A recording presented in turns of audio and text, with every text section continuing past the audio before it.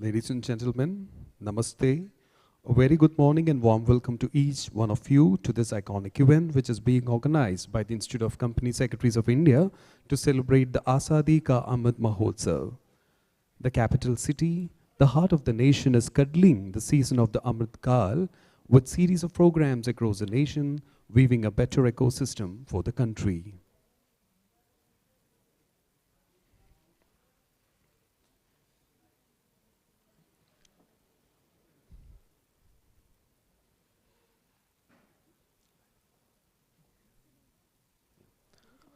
With this background, may I now call upon all the dignitaries to please come out to the dais.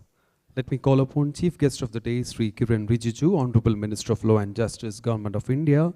Guest of Honor, Sri Rajesh Verma, IAS Secretary, Ministry of Corporate Affairs, Government of India, accompanied by CS Devendra V. Deshpande, President ICSI, CS Manish Gupta, Vice President ICSI, CS Ashish Mohan, Secretary ICSI.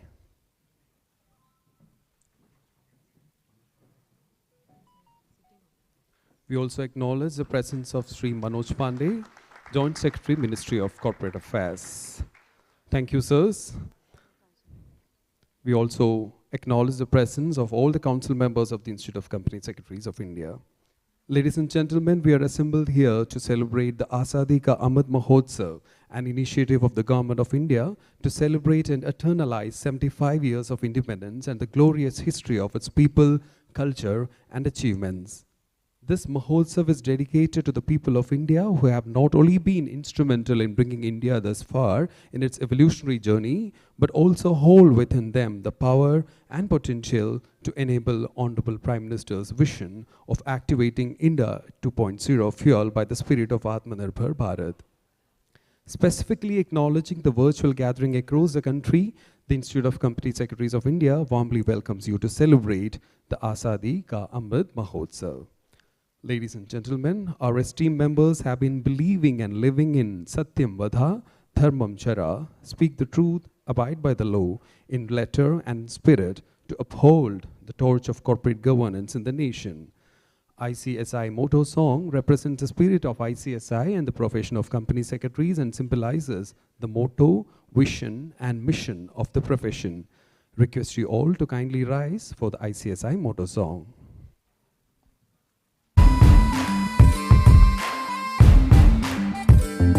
उम्मीद के अंबर में हम बन के खिले जो रोशनी, कह देंगे हम संसार को कोई लक्ष्य नामुमकिन नहीं। ज्ञान के और न्याय के हर राह को थामे हुए चल पड़े हैं झूम कर बस गीत ये गाते हुए। सत्यम वद धर्मम चर, सत्यम वद धर्मम चर, सत्यम वद धर्मम चर।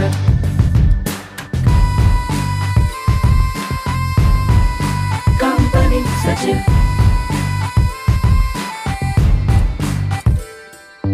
कदमों की हर एक गूंज में बस जीत का एहसास हो, राष्ट्र प्रगति पथ पे हो और आत्मबल की आस हो। जब भी चले इस भाव से खुलते गए हैं रास्ते, आवाज हमने दिल से दी है गीत ये गाते हुए। सत्यम वद धर्मम चर, सत्यम वद धर्मम चर, सत्यम वद धर्मम चर।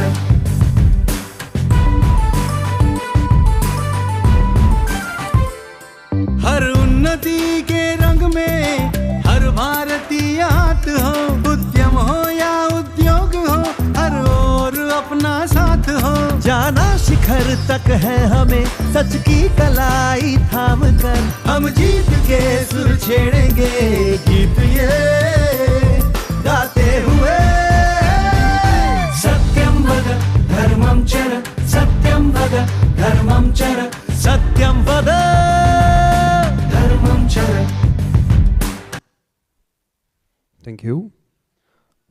Dear professional colleagues, Amrit Mahotsav gives us an opportunity to appreciate and acknowledge the contribution of everybody who has been instrumental in revolutionizing the development story of our country, celebrate India's achievements, and remind each one of us the potential we hold within us for promoting national growth. I'm delighted to announce the theme for today's program, Atmanirbhar Bharat, Vishwaguru Bharat, creating professionals as torchbearers of good governance. The theme intends to re-energize and encourage the professionals, the human capital of India, to prioritize continuous improvement of the governance in order to realize Honorable Prime Minister's vision of Atmanirbhar Bharat and of becoming a Vishwaguru in the domain of good corporate governance and other areas. With these remarks, let me call upon C.S. Devendra V. Deshpande, President, Institute of Company Secretaries of India, to welcome Chief Guest Sri Kiran Rijiju, Honorable Minister of Law and Justice, Government of India, with a planter and Angavastram. Let's have a round of applause, please, ladies and gentlemen.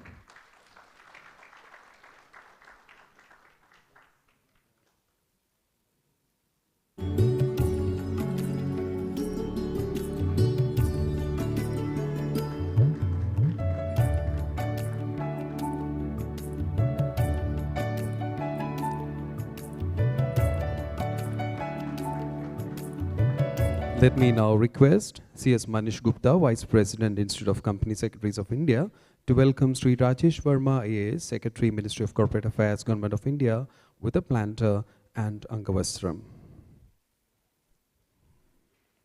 Let's have a cheering round of applause, please.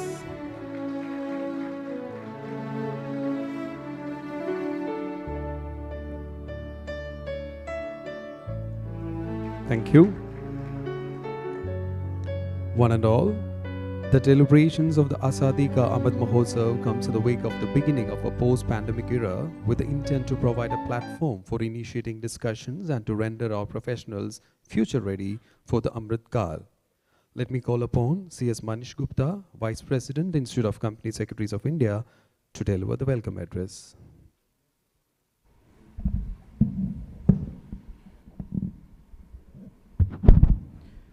Shri Kiran Rijiju, Honorable Minister of Law and Justice, Government of India. Shri Rajesh Verma ji, Secretary MCA, Guest of Honor for today's program. President Devendra Deshpande, Ashish Mohan, Secretary ICSI. My Central Council colleagues, past presidents, Regional Council members, ladies and gentlemen, very good morning to all of you. At the outset, I welcome you all to the program being organized by ICSI on the theme and to celebrate and commemorate the Azadi Ka Amrit Mahotsav on the theme Amrit, Atmanirbhar Bharat, Vishwaguru Bharat, creating professionals as torchbearers for good governance. It is really a proud privilege for me to extend warm welcome to our chief guest, to our guest of honor, to all the dignitaries present here. Today, we are fortunate enough to have with us Shri Kiran Rijiju, who hails from Arunachal Pradesh and presently serves as a Honorable Cabinet Minister of Law and Justice in the Government of India. Shri Rijiju got elected to Lok Sabha for the third time with the highest ever record margin. And earlier to this, he was there in the Youth and the Sports Ministry and also managing minister as Minister of State in the Minority Affairs. We all have seen him as a fitness freak. You all can see his fitness, and when he was there as Minister for the Youth Affairs and Sports, he has given a mantra for the fitness. At ICSI, we had the Fit India movement. We had many events on the Fit India movements. In the year 2020, when Ashish ji was the president, we had a webinar on fitness first, and he was there as one of our chief guests for that event, and still remember the words of wisdom he had shared with all of us. Sir, just to apprise you on this, you hails from Arunachal Pradesh, and it is one of the state in the 7 northeastern of India. Sir, हम लोगों ने at ICSI is the very first institution who have given the fee concession, 100% fee concessions to all the students who are hailing from Arunachal Pradesh. कोशिश है sir, एक प्रयास है वहाँ के जितने भी बच्चे हैं उनको एक मुख्य धारा से जोड़ने का, और मैं आशा करता हूँ कि आप हमारे साथ जुड़े हैं तो वो इस हमारे इस छोटे से प्रयास को और बल मिलेगा और हम इसको और आगे लेके जा पाएंगे. We also have with us Rajesh Verma ji, IAS Secretary MCA, and let me tell you friends, he has taken over as Secretary MCA when the first COVID wave was there. Everybody was struggling, everybody was looking for some relaxation and extensions and all those things. And let me tell you, the person who has held all the stakeholders, the person who has given the benefit to all the corporates, Mr. Rajesh Verma, ably supported by Manoj Pandey ji. They have given so many extensions. Extension of AGM was like, हम लोगों ने कभी सोचा नहीं था कि इस तरह का कोई कुछ आ भी सकता है. But with his endeavors, with his blessings, we all got those AGM extension for almost last 2 years. All those extension, relaxations, clarification, and the way he has allowed the meetings to be conducted through the virtual mode, that was unparalleled. Thank you very much, sir, for helping ICSI, and I can assure you on behalf of ICSI that we will always be there with you wherever any help and assistance required from the ICSI. Friends, the theme echoes our collective desire to see Atmanirbhar Bharat in the days to come, to see India as Vishwaguru. We all are aware that India was a Vishwaguru at one point of time. We were on the top on almost everything, but that glory, that respect has lost. Now the time has come again when we all need to think again. We all need to make collective efforts to reach up to that level again. That is possible. That is very much possible. With our collective efforts and dedicated efforts, we can lead the world in the days to come. Friends, to reclaim that position, we all need to start afresh. And it is not impossible. It is not at all impossible. At ICSI, we have taken a lead to be a global leader in corporate governance. Just to share with you all that ICSI is always a torch bearer in promoting the good corporate governance in the corporate world, and ICSI is playing a major role in supporting Atmanirbhar Bharat mission of Government of India. During those challenges time, last 2 years were challenging for each one of us. We professionals were the bridge between the stakeholders and the regulator. The way we have suggested the corporates to manage their affairs, to conduct their meetings, to comply with the provisions was immense. And what we need is to continue with those efforts only.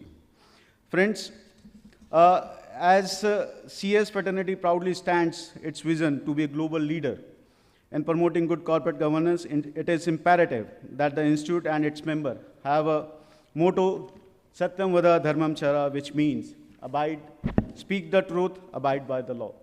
Sir, just to conclude, I would like to share few of the initiatives taken by the ICSI to become a global leader, to be a Vishwaguru in the days to come. Sir, the institute has released the secretarial standard, India, and let me share with you all that India is the only country which is having the secretarial standards for the general meetings and for the board meetings. And it has also got the recognition in the Companies Act. I'm also happy to share that the Malaysian Institute of Company Secretaries has also adopted the secretarial standards released by the ICSI as their secretarial standards with certain changes. They have taken the formal approval, and Minister Cabinet approval was also given to the Malaysian Association of Company Secretaries. Sir, this is just to apprise you that out of 85,000 company secretaries across world, more than 69,000 are registered in India with ICSI. So we are truly growing and making a lead to be a Vishwaguru in the corporate sector. Sir, India Institute has also come out with the model code of meetings for the panchayats and charity governance, which aims to promote good governance at the ground level, at the grassroots level. Sir, our national awards for excellence in corporate governance and CSR are the much awaited and much applauded events for every year. Sir, the last one although it would be like another event for ICSI, but we'll be celebrating 50th National Convention this year, which truly reflects that our profession, ICSI, is there in existence for last 50 years, and it's still growing and providing all the efforts for the promotion of the corporate governance in India. At last, I once again heartily welcome you all the dignitaries present on the dais to this event. I am sure today's deliberation will help us, motivate us to see beyond the boundaries and to become a global leader in the days to come. Thank you very much. Jai Hind. Thank you, sir, for sharing your valuable thoughts and taking us through the strong initiatives of the Institute, including the Fit India campaign, and also citing and throwing light on the vision and mission of the Institute and the Vishwaguru pathways there too. Ladies and gentlemen, it is indeed imperative for us to step up in our roles and undertake our designated responsibilities with greater conviction than ever. What is even more behold is the fact that as professionals, we guide the corporates to sail through turbulences and navigate the India Inc., as well as the entire nation on the path of economic glory. Ladies and gentlemen, let us invite C.S. Devendra V. Deshpande, President and Institute of Company Secretaries of India, who has left no stone unturned in promoting good governance, to deliver the presidential address.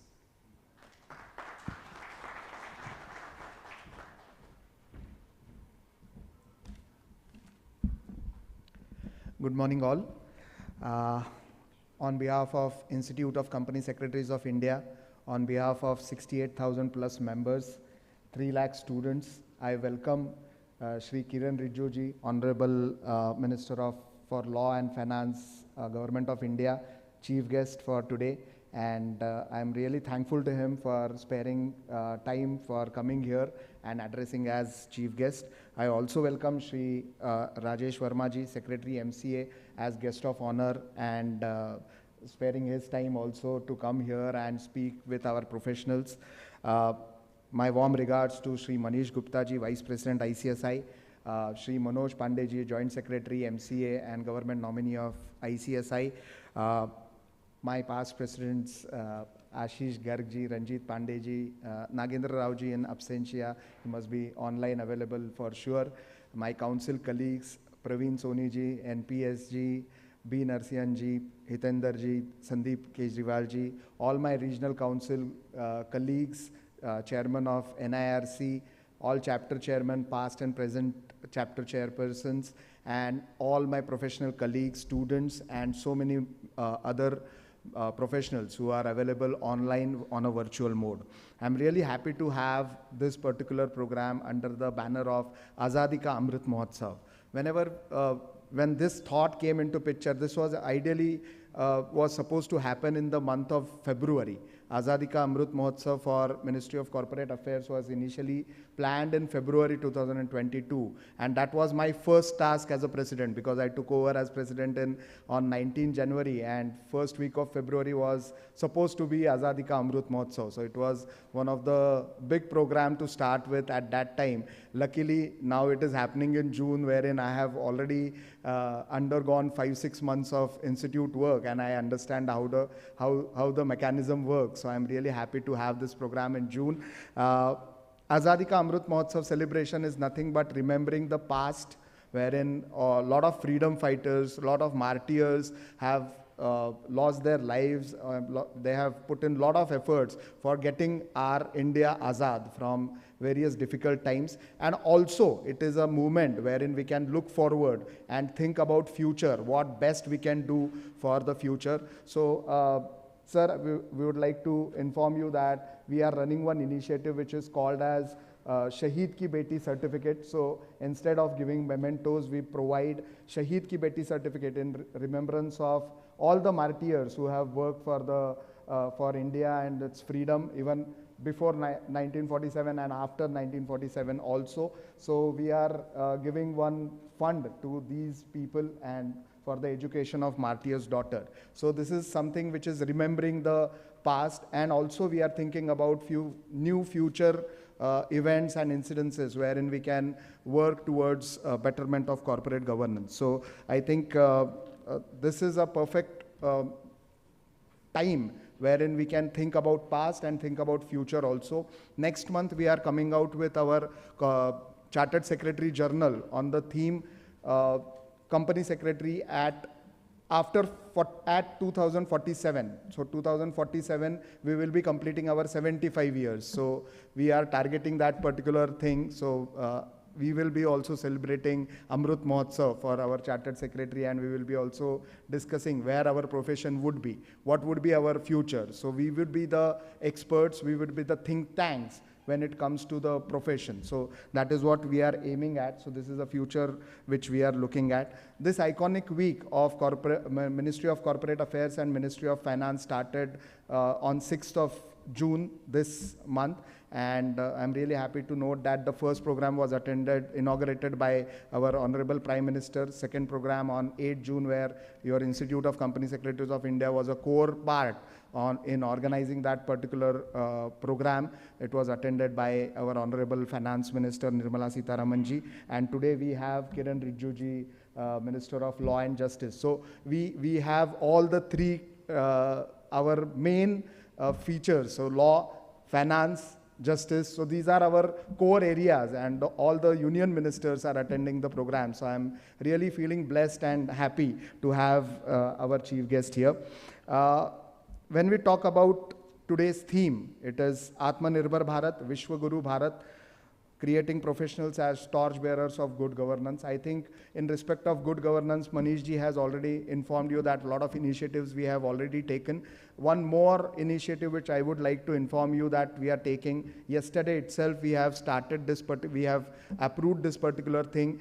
Institute of Company Secretaries of India will start awards in respect of business responsibility reporting, business responsibility and sustainability reporting. So awards will be given to top 1,000 listed companies, other listed companies, unlisted companies, and companies which are in the category of MSMEs also. So we are going to have these awards jointly with our, along with our corporate governance awards this year. So we are going to start these awards. All the companies who are there, who are into BRSR on a compulsory or a voluntary method, they can definitely have this particular nomination filed for these awards.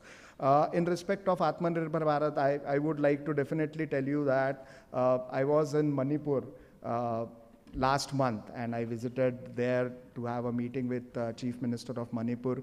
I also visited Chief Minister of Assam last month.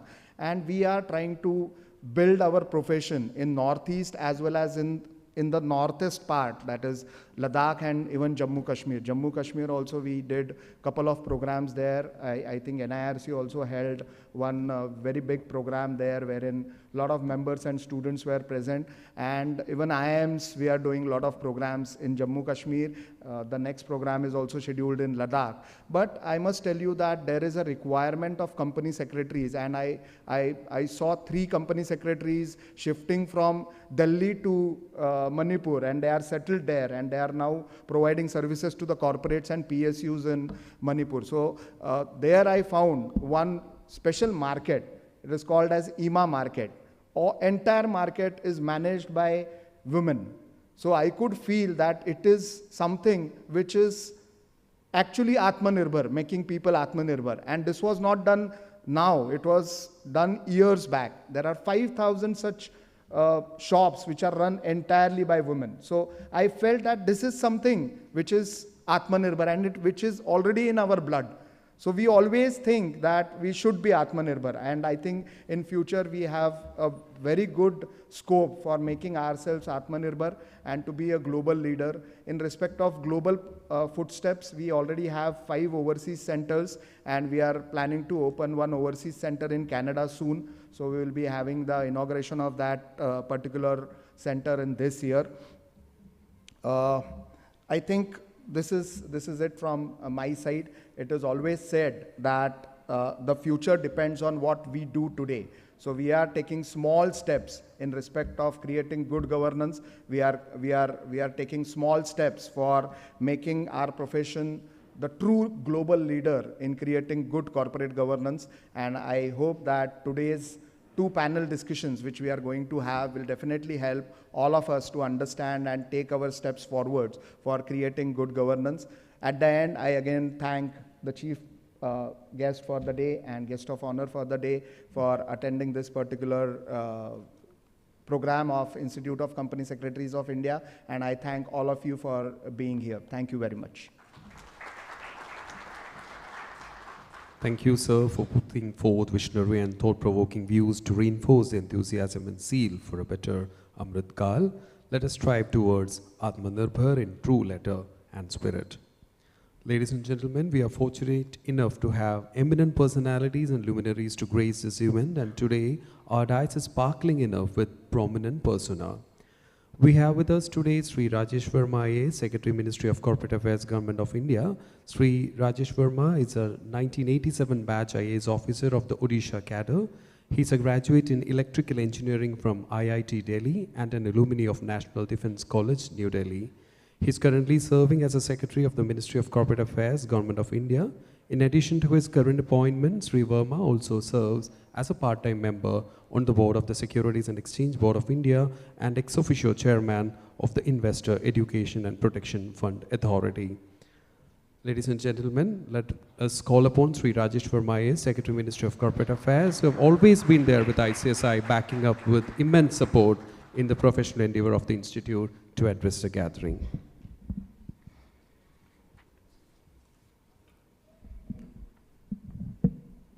Honorable Minister of Law and Justice, Sri Kiran Rijiju ji,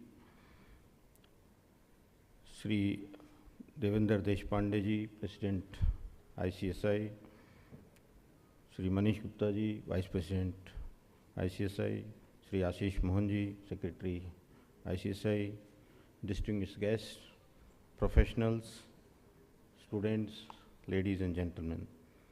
I'm very pleased to be a part of this celebration, Azadi Ka Amrit Mahotsav, which we are celebrating this week, iconic week for the ministry and all its organizations from 6th of June to 12th of June.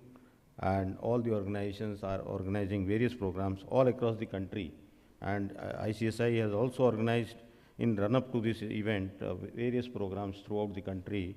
I'm very happy that they have always participated at the call given by the Ministry of Corporate Affairs in all the programs, all the initiatives of the ministry.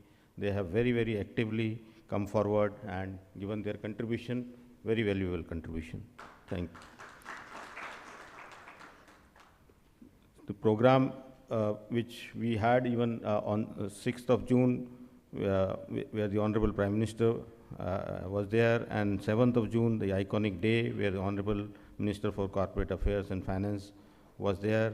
These programs, the theme is Azadi Ka Amrit Mahotsav, various themes. The theme of the today's event is Vishwaguru, Atmanirbhar Bharat, Vishwaguru Bharat, creating professionals as torch-bearers of good governance.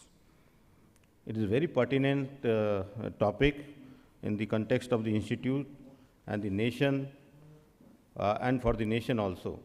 It is indeed a great pleasure for me to be in the midst of all the professionals who hold within them the potential to fuel the spirit of Atmanirbhar Bharat, Vishwaguru Bharat.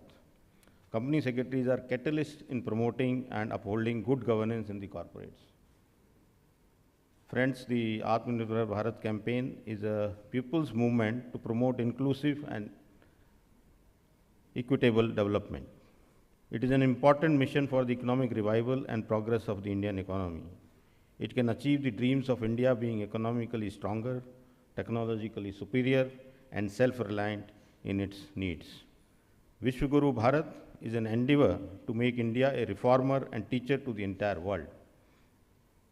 India has been described as the land of wisdom, land of knowledge and prosperity.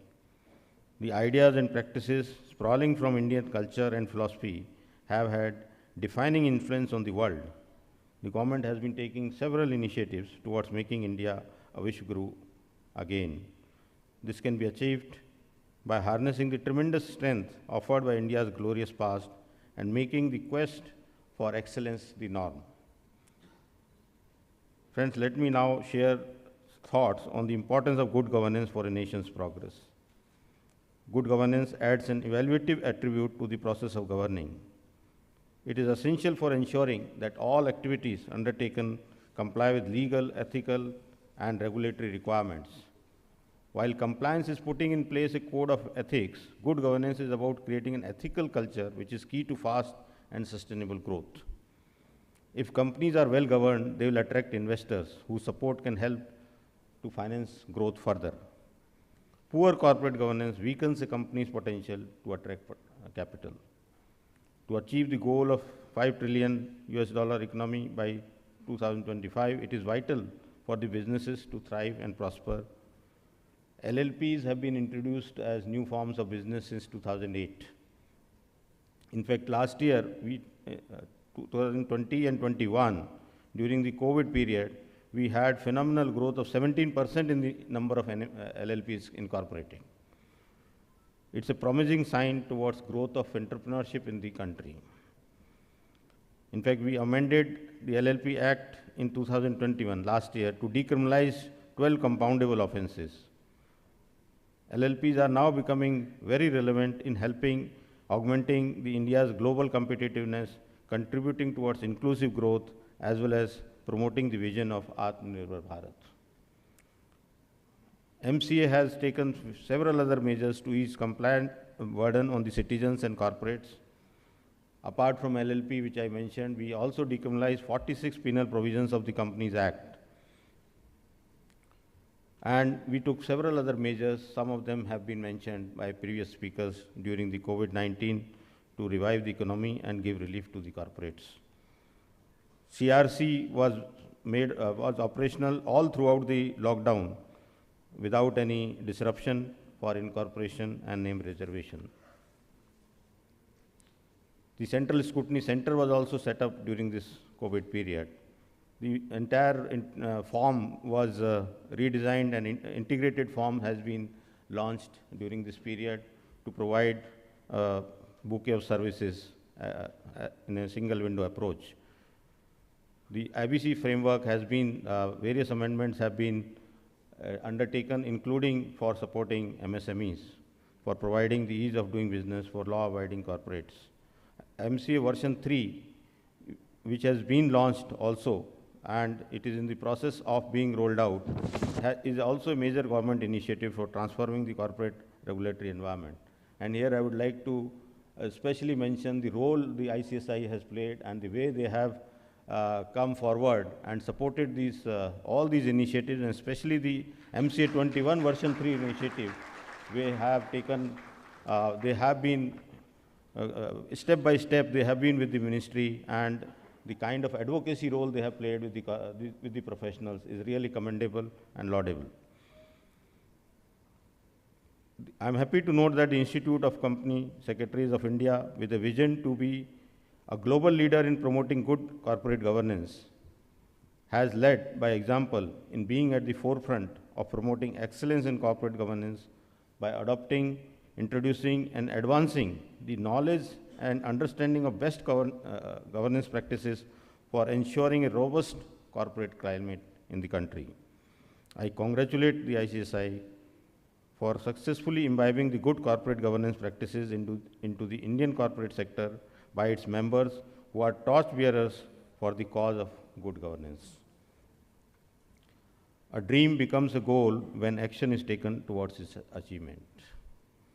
With the global business environment placing thrust on compliance and governance, the time is now ripe for company secretaries to move ahead and assume the leadership role of promulgating good governance globally by steering the corporates through best governance practices. The challenge is the ability to develop an understanding of the needs and expectations of various stakeholders and provide appropriate solutions to perform and succeed. This is certainly a transformational phase and a challenge for the governance professionals. The coverage of governance has risen, the boundaries need to be renegotiated, patterns are to be designed to meet the legal, societal, and stakeholders' expectations. It is heartening to see a lot of young budding professionals here who are the wealth and strength of our nation. Empowered youth can prove to be the greatest force that drives a nation towards success and prosperity. The quality of its youth determines the kind of future the nation will have. To conclude, I would say that the role of company secretaries tends vital for ensuring that corporate sector delivers outstanding sustainable performance year after year. While fulfilling the varied expectations from the stakeholders, the professionals need to ensure that the trust reposed in them only strengthens further during the Amrit Kal. I congratulate the Institute and all its members for organizing various events during the Azadi Ka Amrit Mahotsav and wish them all the best in their future endeavors. Thank you. Jai Hind. Thank you, sir, for your exuberating and motivating address. Thank you, sir, for taking us through the Atmanirbhar initiatives of the Government of India and sharing thoughts of good governance practices, and also acknowledging the efforts of the Institute of Company Secretaries of India in ensuring robust government practices in India Inc. Ladies and gentlemen, the Amrit of energy of independence, the Amrit of inspirations of the warriors of freedom struggle, the Amrit of new ideas and pledges, and the Amrit of Atmanirbharata, a festival of awakening of the nation, festival of fulfilling the dream of good governance, and the festival of global peace and development. We are lucky enough to have with us Honorable Minister Sri Kiren Rijiju with us today. Ladies and gentlemen, Honorable Kiren Rijiju Minister is an Indian politician from Arunachal Pradesh who serves as a Cabinet Minister of Law and Justice in the Government of India. He did his graduation from Hansraj College, University of Delhi. Further, in 1998, he did his graduate degree in law from Campus Law Center, Faculty of Law, University of Delhi. In 2004 general election, he was elected as a member of the 14th Lok Sabha, representing the constituency of Arunachal West in the Indian Parliament, which is the 4th largest parliament constituency in terms of area in India. He was one of the most articulate and outspoken parliamentarians in the 14th Lok Sabha. He entered the Lok Sabha for the second time in 2014 from the Arunachal West constituency of Arunachal Pradesh in India. He found a place in the PM Narendra Modi's first best of 45 Council of Ministers list as Minister of State for Home. During 2004-2009, he was placed among the top 5 opposition MPs reviewed by their peers in the Treasury bench based on high benchmark in debates, discussions, and decorum, and was placed among stalwarts like Sri L.K. Advani. He was also chosen as the best young MP by many national news agencies and magazines. Considered to be the face of Bharatiya Janata Party in Northeast India, he served as a member of Khadi and Village Industries Commission from 2000 to 2005 at very young age of 29. He was appointed as India's Minister of Youth Affairs and Sports in 2019. He occasionally writes articles on security and socio-economic issues. Ladies and gentlemen, the moment which we have been waiting for, with a big round of applause, let's invite the Chief Guest of the day, Sri Kiren Rijiju, Honorable Minister of Law and Justice, Government of India, to kindly address the gathering.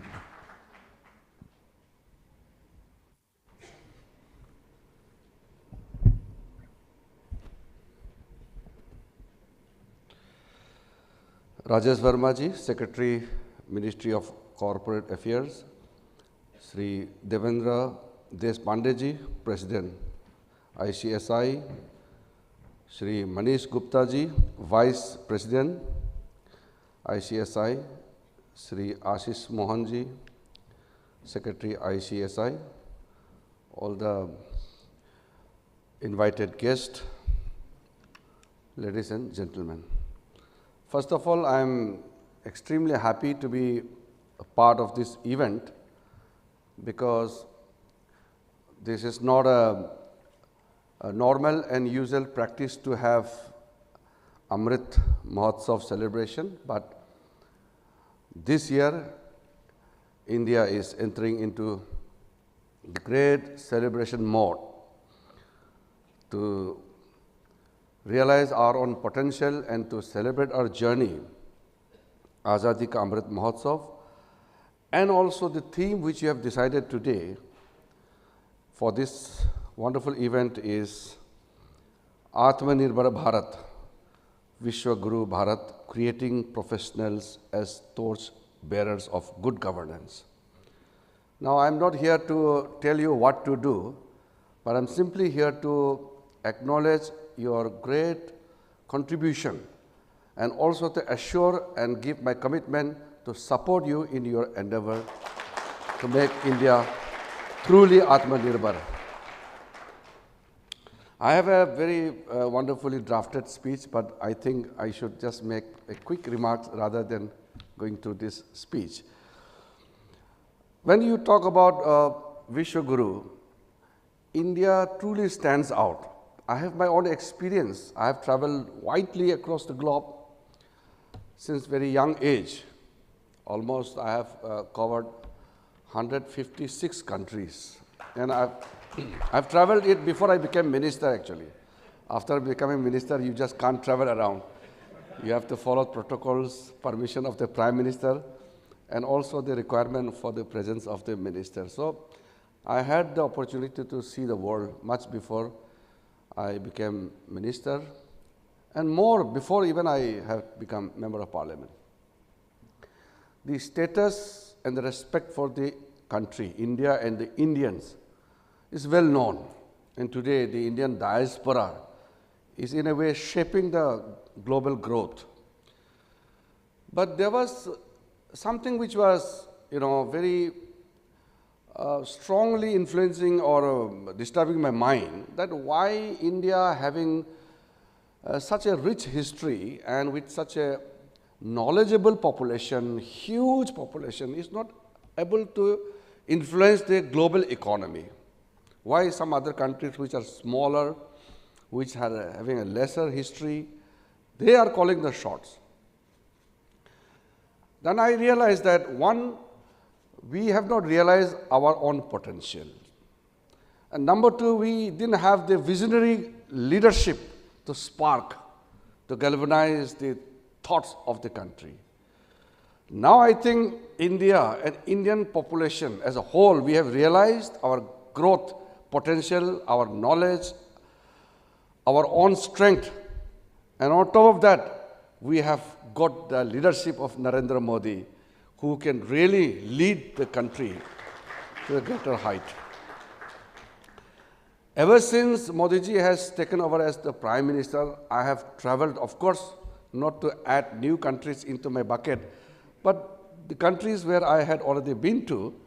So as a minister now, I realize what is India's position and where India occupies that crucial seat in the global committee of nations. In the international high table, India occupies a central position today in the world. And this has not just happened overnight. There are lots of combinations led by visionary leadership. But not to get detail into that, what I want to say is the momentum has been built and the directions have been set. We just have to embark on the journey. The company secretaries, your role is so critical. You make people rich, you make company grow into big companies, you make the country strong, but you are always in the background. You are the true, foundation of the Atmanirbhar Bharat. The company secretaries play a very critical role. And I'm happy to hear some of the good social cause for which you have devoted your resources and time, including for the Northeast India, which deserves certain attention and priorities, not only from the government, but from all the important bodies like the Company Secretaries Institute of India. This is appreciable, and I look forward to have more such activities in future.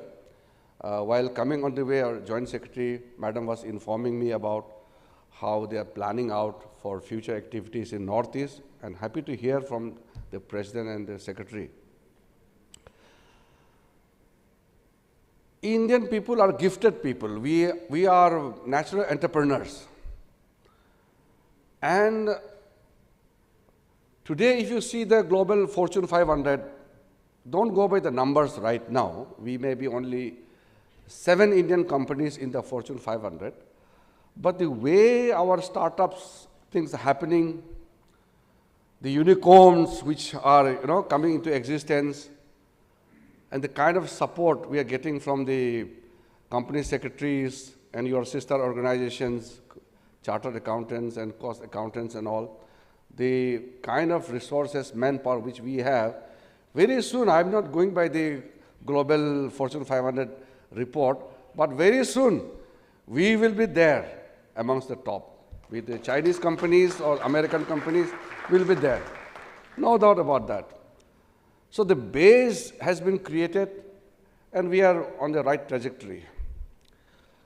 For a creation of a better situation where you have to grow, not only your role, but you also to create others to play a greater role, government is coming out with lots of new rules, regulations, or laws which are necessary, and those rules, regulation, laws which are not necessary, which are creating hurdles, should be removed. Our Prime Minister's thinking is very clear. The compliances and the burdens on the common people must be reduced to minimal. There should be less governance, less government into the life of the people. We should have maximum governance, not maximum government. That has been the philosophy from the day one Modi ji took over. So right now we have already removed more than 1,500 obsolete laws. I'm also in consultation with some of the ministries, some of the other bodies to remove and to find out all those unnecessary laws which are in existence for such a long time. We are going to modify certain provisions in the law. When we talk about ease of living, ease of doing business, we have to really, from the government side, ensure that we get to the bottom of the issue. I have asked the judiciary also to play a proactive role in making this ease of doing business a reality. Why would some company or some foreign investors had to face so much of difficulties due to the problem which we have? We do have some inherent problems in the way in which we run and we conduct ourselves. I admit that. We have to admit certain difficulties or certain problems which are in existence. We have to realize our strength and identify our weakness. It's no point putting under the carpet all the weaknesses we have.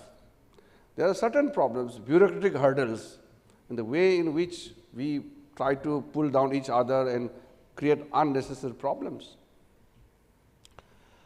The commercial courts are required to be, functioning in a best possible way. I had a discussion with all the senior judges in the Supreme Court, the High Court judges, that we must have some very proactive, positive attitude from the Indian judiciary to create a better business environment in our country. Litigations are important, but those litigations should not be a hurdle in our growth story. The cases should not be just pending for the sake of following certain norms. We have been hearing since childhood, the courts give dates after dates after dates.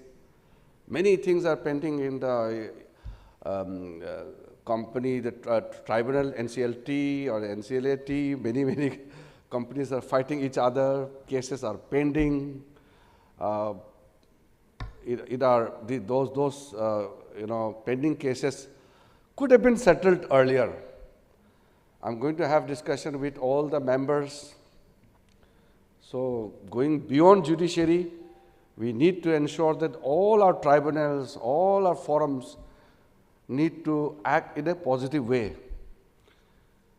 What I mean to say is everybody should come into the same team of making India a strong nation. We must be part of the team India. That is why whether it's executive, judiciary, legislature, or any other autonomous organizations which we have in our country, we must be member and part of Team India. That is so important. In this coming monsoon session of the Parliament, we are going to bring the mediation bill. I look forward to have a very, very robust alternative dispute resolution mechanism in our country. I'm telling the law universities and other institutes to look out for training the young mediators, arbitrators. India must become a center of arbitration globally. I'll be traveling to London probably to attend one of the arbitration conference.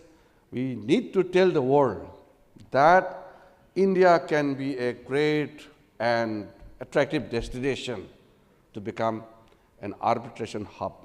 Why Indian companies should go out? Why Indian companies do not trust our own arbitrators? We need to create and establish the credibility.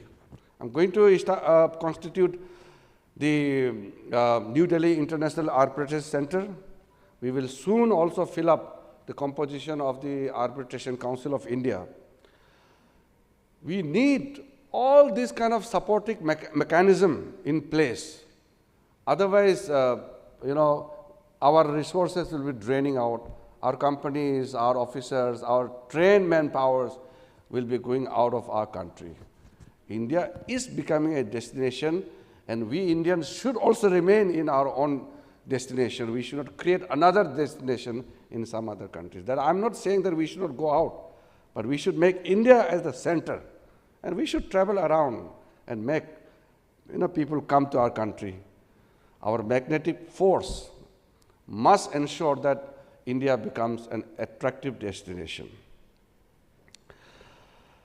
I have so many things to say, but as I said, I don't want to put more burden on your mind. You are already thinking people. You already know what to do. You are going to have 2 important panel discussions. I think you are going to have a very, very intense session during the panel discussion. You will come out of that discussion with new thoughts and ideas, I'm sure.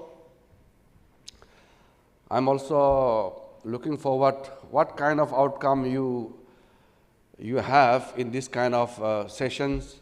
If I get a copy out of whatever the cream you get out of this discussion, I'll try to see that what are the suggestions, what are the innovative ideas you have come out, and in addition to what you are already doing. Thank you for inviting me here, and I'm extremely delighted that you have a series of plans ahead. On 15th August this year, we will be officially celebrating the Azadi ka Amrit Mahotsav. I would like to call upon all the company secretaries and the companies to adopt some schemes, adopt some villages. You can adopt some Atmanirbhar concept, those ideas, and infuse into some of the projects which you adopt. You can also adopt small projects like Amrit, the Sarovar. We are creating Amrit Sarovar, small ponds in all across the country in different villages. The water is going to be a major challenge for our country. We need to harvest the precious water. So Prime Minister has already called upon all the citizens of this country to give emphasis on water conservation. I'm also going to adopt certain Amrit Sarovar in various villages, so you can also follow that. Many things, we can do many things during this Amrit Kal. So my best wishes to all of you, all the learned company secretaries and members of the Institute of Company Secretaries of India, and of course, the present team. I have full confidence in you and your leadership, your vision, and my best wishes to all of you for your future endeavor, and together let us make India the greatest nation on the planet. Thank you very much. Thank you, sir. Thank you for those stimulating, intriguing words of wisdom. Let's all strive and work towards the vision of the government in taking the economy to the next level and making India the superpower. Truly inspirational to know how Indians are placed in the world of today, and happy to listen from you, citing CS as a foundation of Atmanirbhar Bharat. Thank you, Minister. That means a lot to us.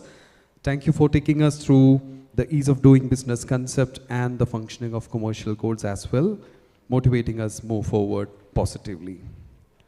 Ladies and gentlemen, ICSI has been organizing various competitions at all India level, inviting Jan Bhagidari, where students of various universities and colleges participated, including our CS students.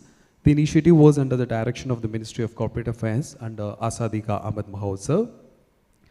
Since winners are spread across the country, we cannot invite them to the program, but we are happy to announce the names of the winners.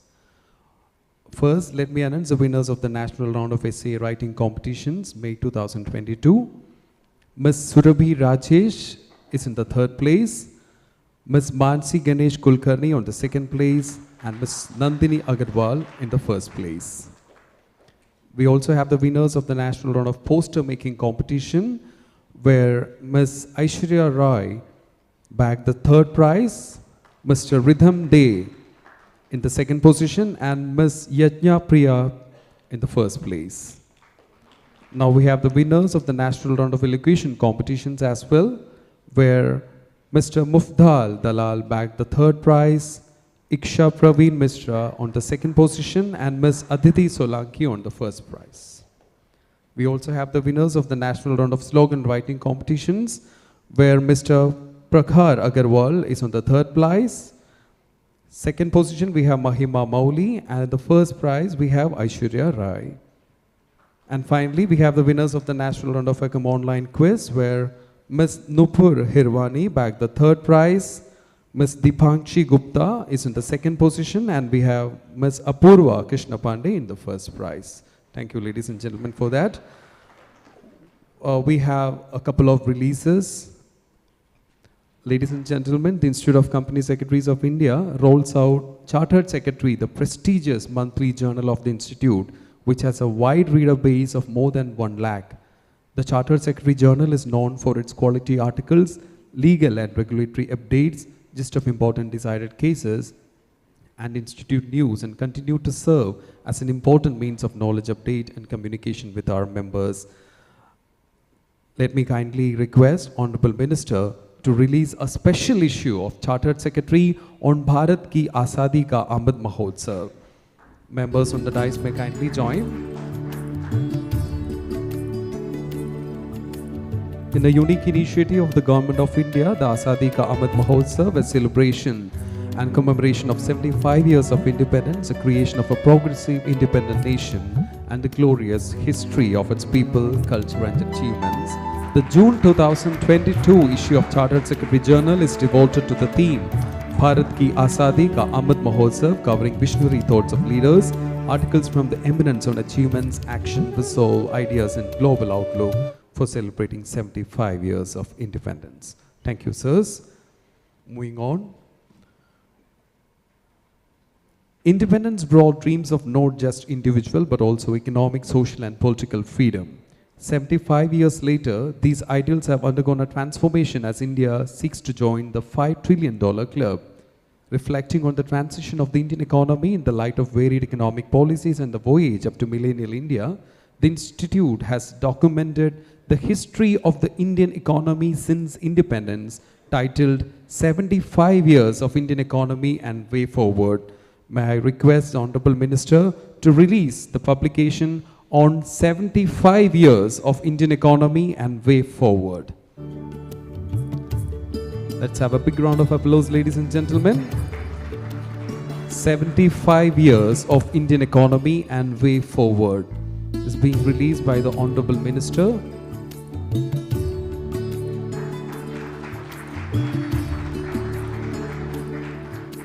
The publication covers glimpse of Indian economy starting from 5-year plans to the strategy for New India at the rate 75 adopted by Niti Aayog. Thank you, sirs. Moving on. Ladies and gentlemen, the Institute of Company Secretaries of India for the first time is organizing a regional and national level competition on youth, board and corporate meetings for the students of 11th and 12th class as well as graduates on the themes Secretarial Standards, Model Governance Code for Meetings of Gram Panchayats, Model Code for Charity Governance and Governance Code for Non-Profit Entities. This initiative of the Institute shall help in generating awareness about the Institute, its role and objective, to create a culture of governance among the youth of the country and budding professionals. Let me request the Honorable Minister to kindly release the flyer for the first youth board meeting being organized by the Institute of Company Secretaries of India nationwide. Let's have a big round of applause, ladies and gentlemen.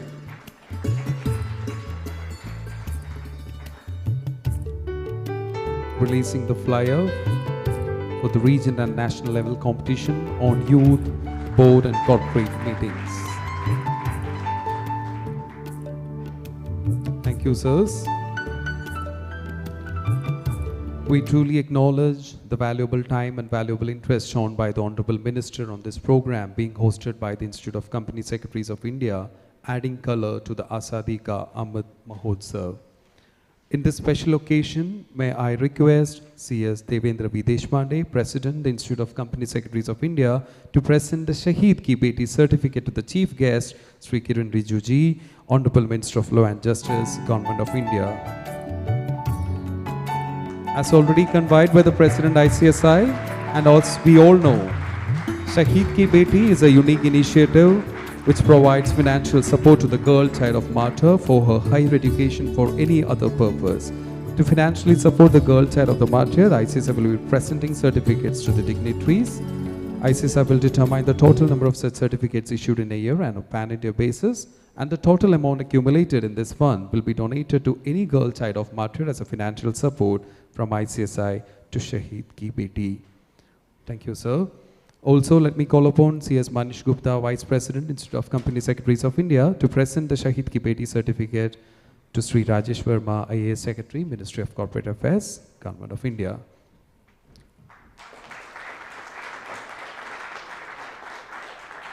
Thank you. Thank you, sirs.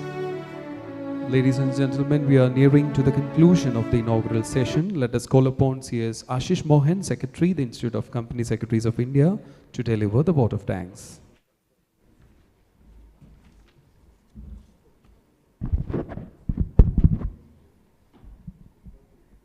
Good morning, all of you.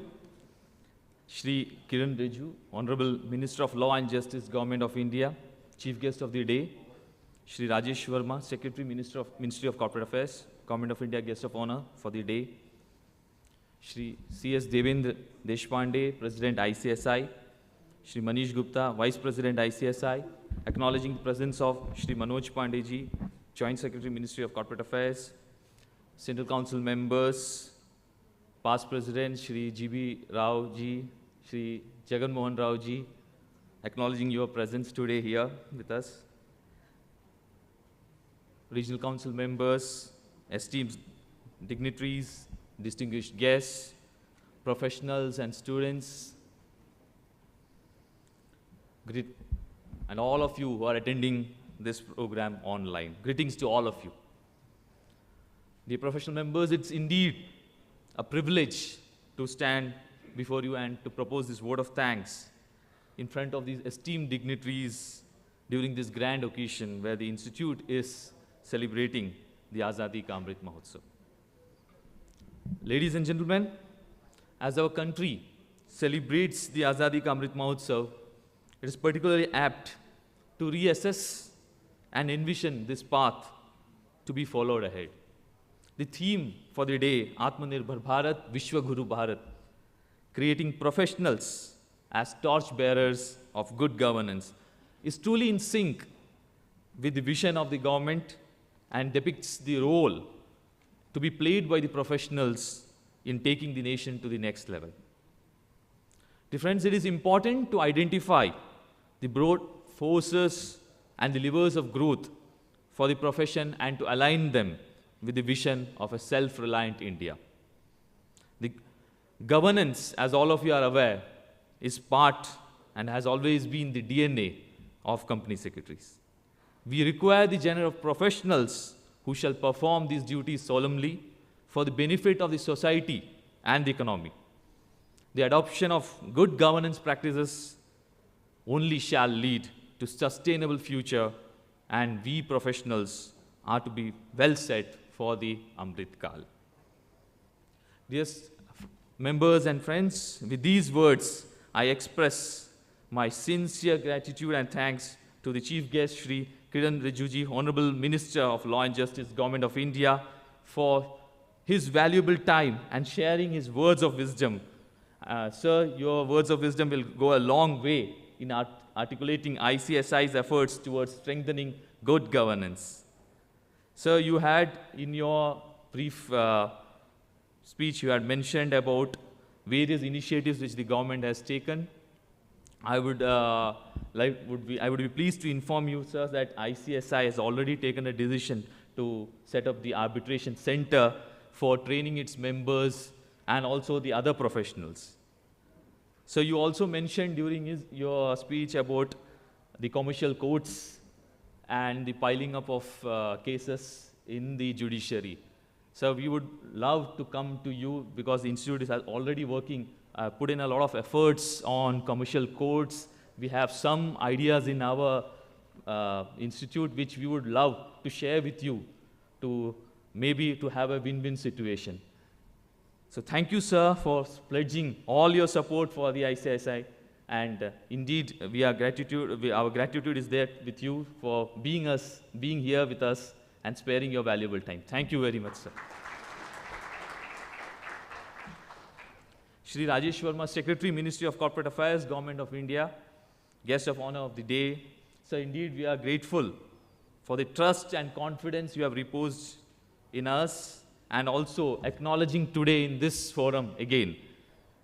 Sir, it has been always been our endeavor that we justify this responsibility on us with utmost sincerity and satisfaction. Thank you, sir, for your presence here. Dear friends, the event of this magnitude would not have happened without the support from the leadership. I place on record my sincere thanks to President ICSI, Vice President ICSI, all the council members for their guidance throughout this period. I also extend my sincere thanks to the esteemed guests, senior members, regional council members, managing committee members of various chapters. I have been very fortunate I would love to place this on record. I have been very, very fortunate to have an excellent team of ICSI officials, dedicated HODs, who have executed the job so well. I must thank the team ICSI for working tirelessly and making this event memorable. We express our sincere thanks and gratitude to the eminent speakers for sparing their valuable time and to share their knowledge and experience during the panel discussions, which will follow after the inaugural session. I'm sure these sessions would be stimulating and very, very informative. I thank all the members, students, and others present, and all those who are connected to social media channels of ICSI for making this ECOM program a memorable event. Thank you, one and all. Jai Hind. Ladies and gentlemen, that was C.S. Ashish Mohan, Secretary, the Institute of Company Secretaries of India, delivering the vote of thanks. Thank you, sir. With this, we come to the conclusion of the inaugural session of the Azadi Ka Amrit Mahotsav event. Request everyone to kindly rise for the National Anthem.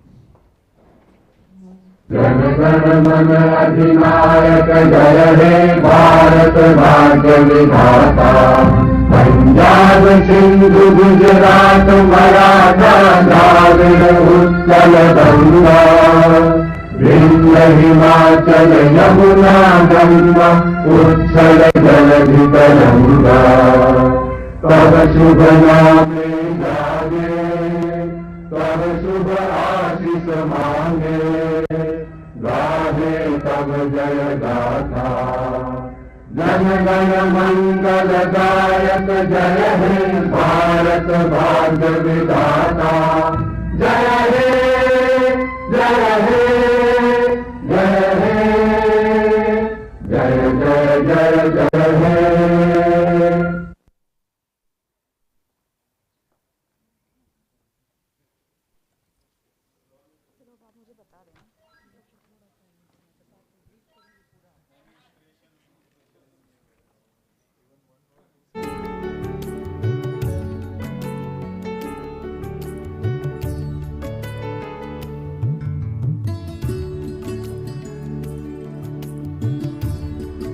Ladies and gentlemen, we wish to inform that we are heading to the panel discussions on the themes India at the rate 75, expanding role of governance professionals.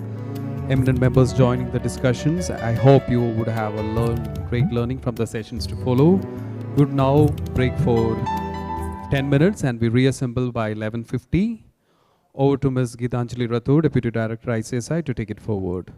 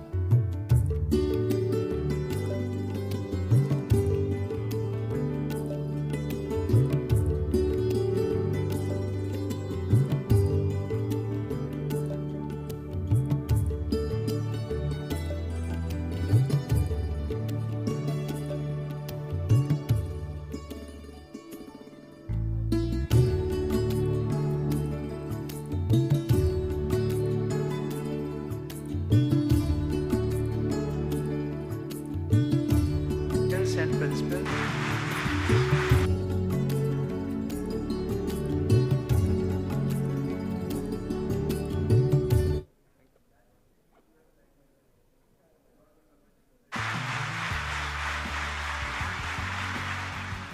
Few days back, we celebrated the 150th birth anniversary of Mahatma Gandhi.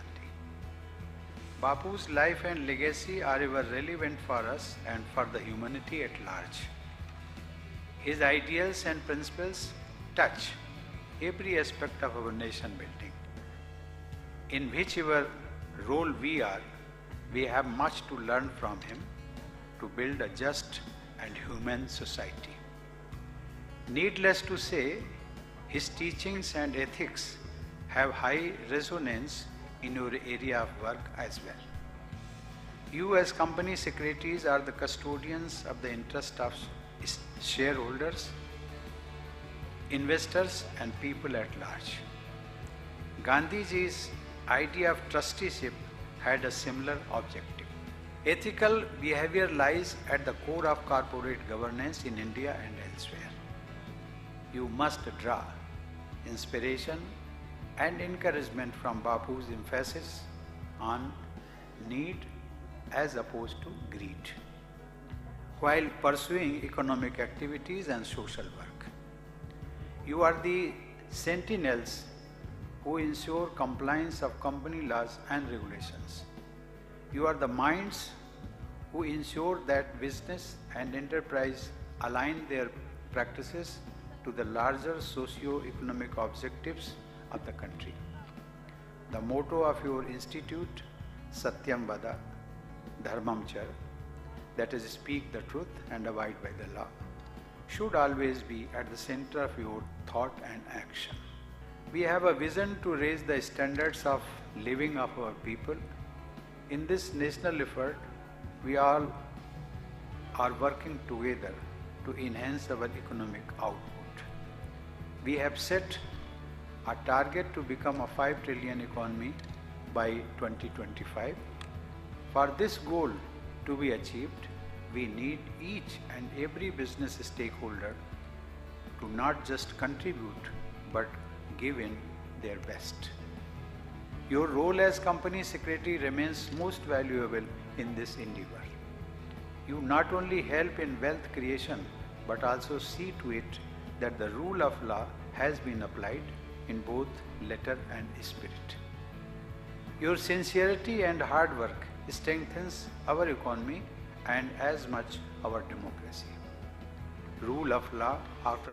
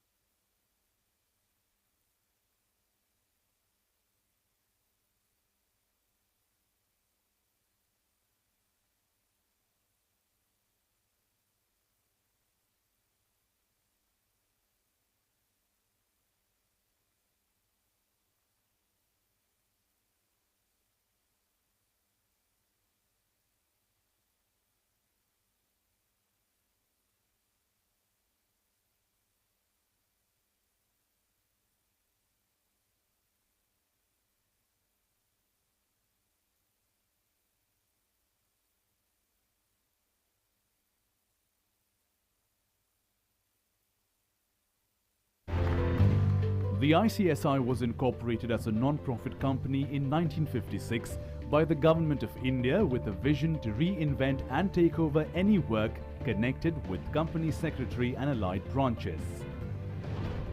In 1972, it got recognition of membership qualification by the Ministry of Education for superior posts, and then in 1979, ICSI got recognition of membership qualification under the Income Tax Act and CLB bench. Apart from other recognitions received by the Institute, company secretaries were recognized in 1991 for pre-certification of documents to be filed with ROC. In 2001, the coveted ICSI Awards for Excellence in Corporate Governance were instituted. The first national awards were presented by the late Sri Krishnakant, former Vice President of India. Between 2001 and 2003, Secretarial Standard on Meetings of the Board of Directors, Secretarial Standard on General Meetings SS2 and Secretarial Standard on Dividend SS3 was issued. In 2013, the Companies Act of 2013 conferred a special status to a company secretary as a key managerial personnel along with the likes of the top management of an organization. The Ministry of Corporate Affairs gave its approval to Secretarial Standard on Meetings of the Board of Directors SS1 and Secretarial Standard on General Meetings SS2 issued by ICSI with effect from 1st July 2015. 2015 saw recognition for mandatory appointment of Company Secretary as Compliance Officer under SEBI Listing Obligations and Disclosure Requirements Regulations 2014. 2016 was a landmark year. It saw the Auditing Standards Board being constituted in the month of June. Insolvency Professional Agency, renamed as Institute of Insolvency Professionals under the IBBI regulations. ICSI was awarded the registration certificate as a Section 8 company by Union Finance and Corporate Affairs Minister Shri Arun Jaitley in 2016. The Institute launched an e-book portal on the Companies Act of 2013. And finally, in 2016, the first CSR Excellence Awards were instituted by ICSI to promote corporate social responsibility in the Indian corporates. ICSI achieved a landmark in its pursuit of professional excellence, reached the 50,000th CS membership mark in 2017. In a historic move in 2017, confirming the global leadership of ICSI, the Malaysian Association of Company Secretaries had expressed its desire to adopt the secretarial standards formulated by the Institute and approved by the Government of India for the purpose of benchmarking MAC's own standards. The Institute incorporated ICSI Registered Valuers Organization on November 22, 2017 to enable the members of the Institute and others to practice as registered valuers. In 2018, SEBI, through its amendment regulations, gave effect to the recommendations of the Kotak Committee, enhancing the role and responsibilities of company secretaries. Also in 2018, the UK National Recognition Information Centre recognized the CS Executive and Professional programs of the ICSI Company Secretaryship course as Bachelor and Master's degree respectively. The Institute initiated discussion for the formation of an Afro-Asian Federation of Company Secretaries during the Golden Jubilee Year National Convention of Company Secretaries held at Bhubaneswar.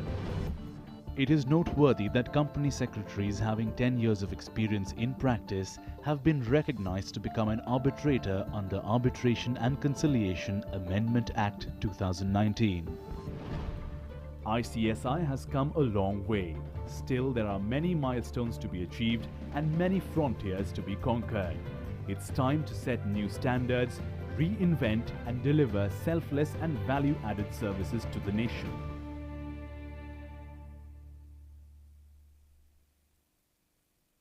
We are all aware company secretaries hold a distinguished place in India's economic scenario. They play a major role in ensuring India's compliance with the rules and regulations. I am happy to note that ICSI's focus is expanding from corporate governance to national governance. The fact that your model code of governance of Gram Panchayat and charity governance have been translated into 12 regional languages is a testament to the Institute's commitment towards strengthening governance frameworks at the village or gram level. The modern day company secretary is a true guide of the corporates, hand-holding the board, protecting the interest of all stakeholders, and more importantly, ensuring adherence to the laws of the land in letter and spirit.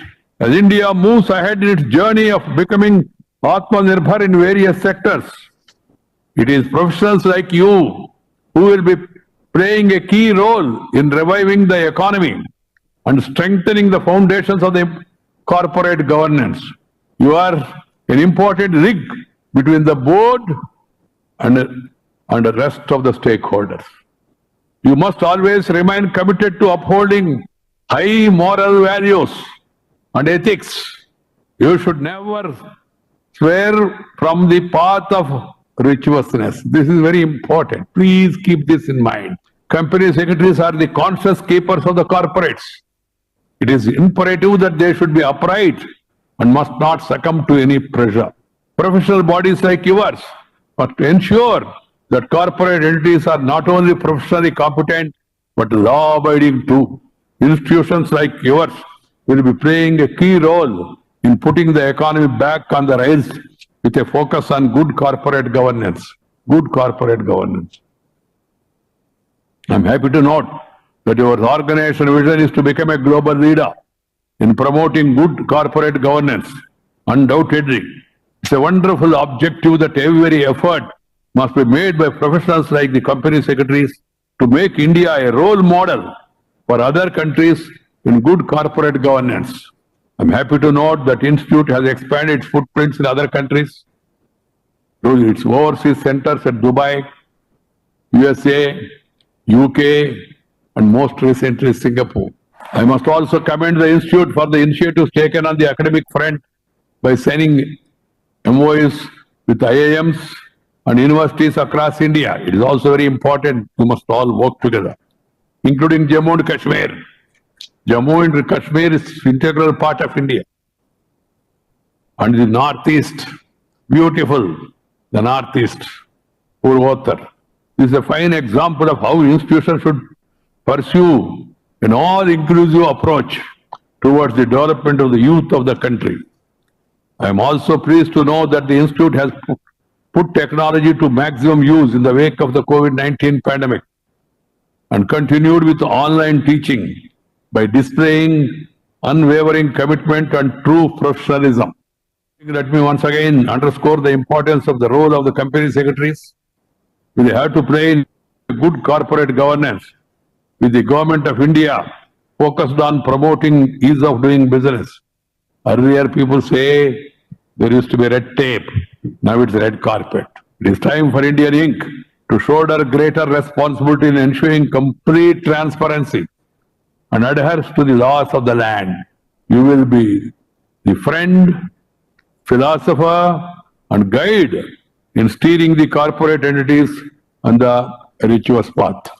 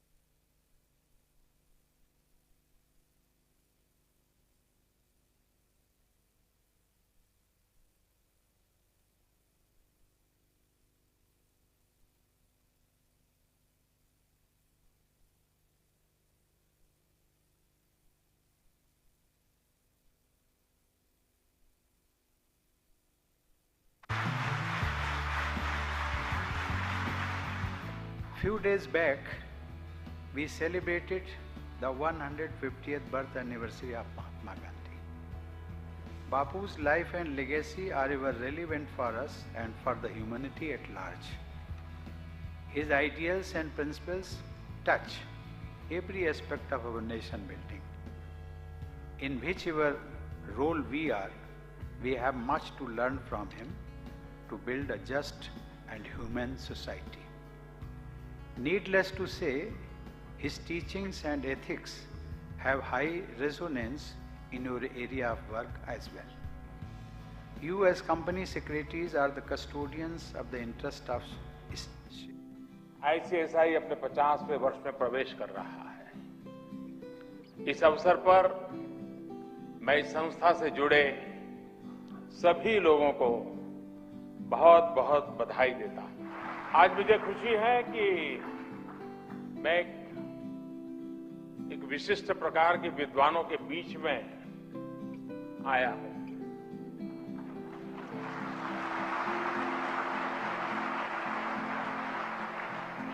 जो इस बात के लिए जिम्मेदार है कि देश में मौजूदा प्रत्येक कंपनी कानून का पालन करे, अपने बही खातों में गड़बड़ी न करे, पूरी पारदर्शिता रखें। आप अपनी जिम्मेवारी जिस तरह से निभाते हैं, उसी से देश का कॉर्पोरेट कल्चर कैसा होगा, ये तय होता है।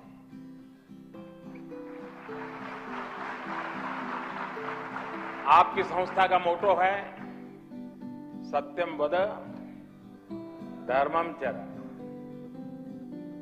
यानी सत्य बोलो और नियम कानून का पालन करो। आपकी दी हुई सही या गलत सलाह देश के कॉर्पोरेट गवर्नेंस को प्रभावित करके ही रहती है। ऐसे ही लोगों को आपकी संस्था का सत्यम वद धर्मम चरम का पाठ सही रास्ते पर जाने की दिशा देता है, इसे याद दिलाता है।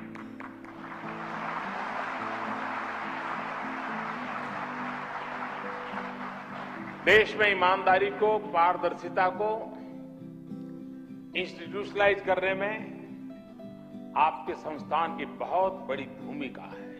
कॉर्पोरेट गवर्नेंस फ्रेमवर्क के निर्धारण के समय आईसीएसआई रिकमेंडेशंस की काफी सकारात्मक भूमिका रही थी।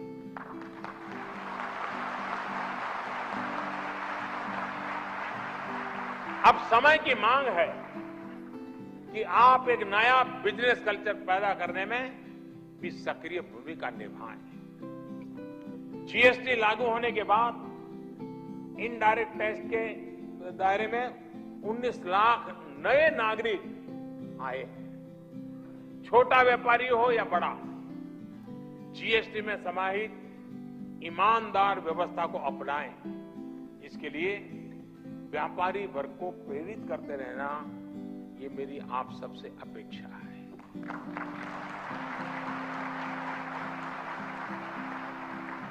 आपके संस्थान में लाखों छात्र जुड़े हुए हैं और सब कोई आखिरी तक पहुंचते नहीं है।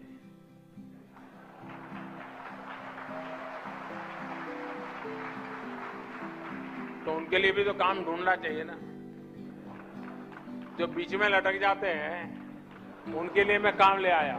कम से कम 1 लाख नौजवानों को जीएसटी से जुड़ी छोटी छोटी जानकारियों की ट्रेनिंग दी।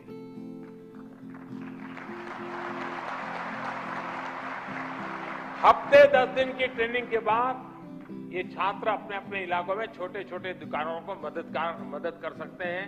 उन्हें जीएसटी नेटवर्क से जोड़ने में काम कर सकते हैं, रिटर्न फाइल करने में काम कर सकते हैं, मदद कर सकते हैं। उनका एक नया रोजगार का क्षेत्र खुल सकता है।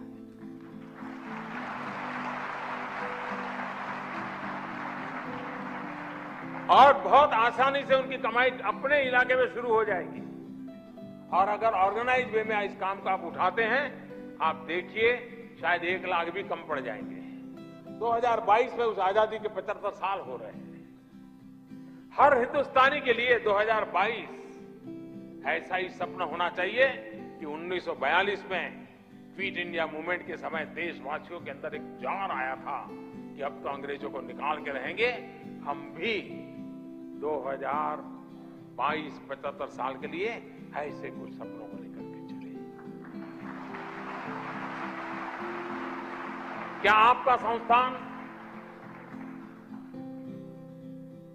अगर मैं उनसे कुछ वादा चाहूं, मैं नहीं चाहता हूं आज मुझे हां कर दीजिए, लेकिन आप सोचिए, क्या आप 2022 तक कुछ संकल्प ले सकते हैं क्या? उन वादों में आपके संकल्प होंगे और उन संकल्पों को आप ही को सिद्ध करना होगा।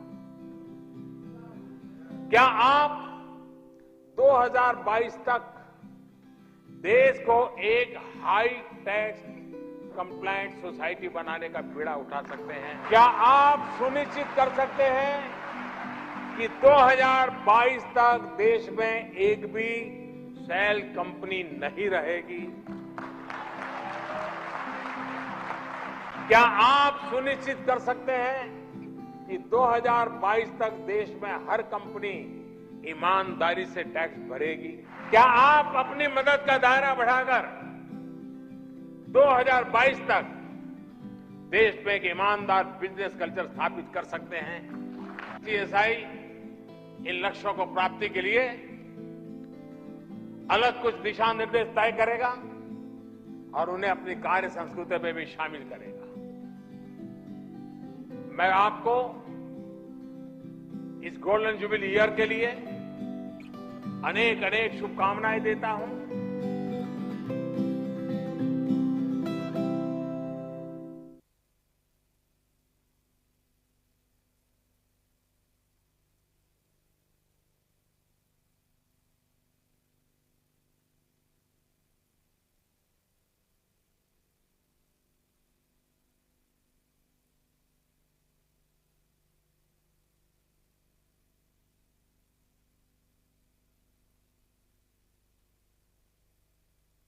World is looking at how best to streamline compliances, and most often big scandals and big things have come out for want of compliance, for want of matured compliance.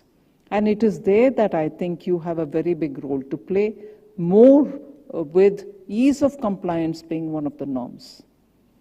The greater simplicity that we can bring into a system is where things work finer. So when norms and regulations are placed before for companies to operate within a certain framework, the simpler it is, the better it is. The simpler it is, the easier and tempting it can be for compliance itself. So there's always been this accent for companies to function and function without the burden of compliance being on their shoulders. So in that respect, I think the company secretaries have a very important role to play, more with, on the one hand, where the government says, I want to ease compliances, and on the other hand, where opportunities are ever growing because of introduction of technology. Greater, well-managed companies, companies which are more transparent in their functioning, companies which have good governance principles, board-driven principles, are attracting a lot of investors, not just big-ticket investors, but also small retail investors. And therefore, for a company to flourish, to grow, and also to expand in its area of operation, the role of a company secretary to make it easy, to make it ready for a company to follow the guiding principles that you might advise them with. Ladies and gentlemen, we will be starting our first technical in a short while. I request everyone who is outside, please be seated. We will be starting the session in a short while. Kindly take your seats. I request people who are having tea to please come inside and join the session, first technical session. Thank you.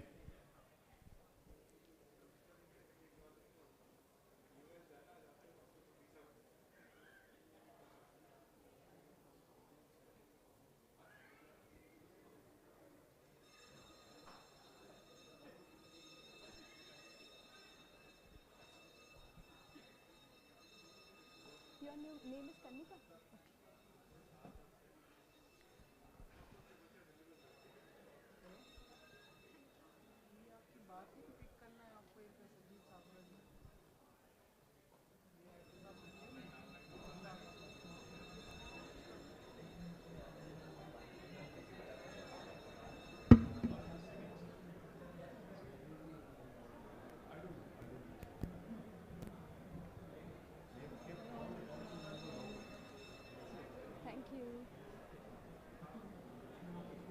You were wonderful. I must say.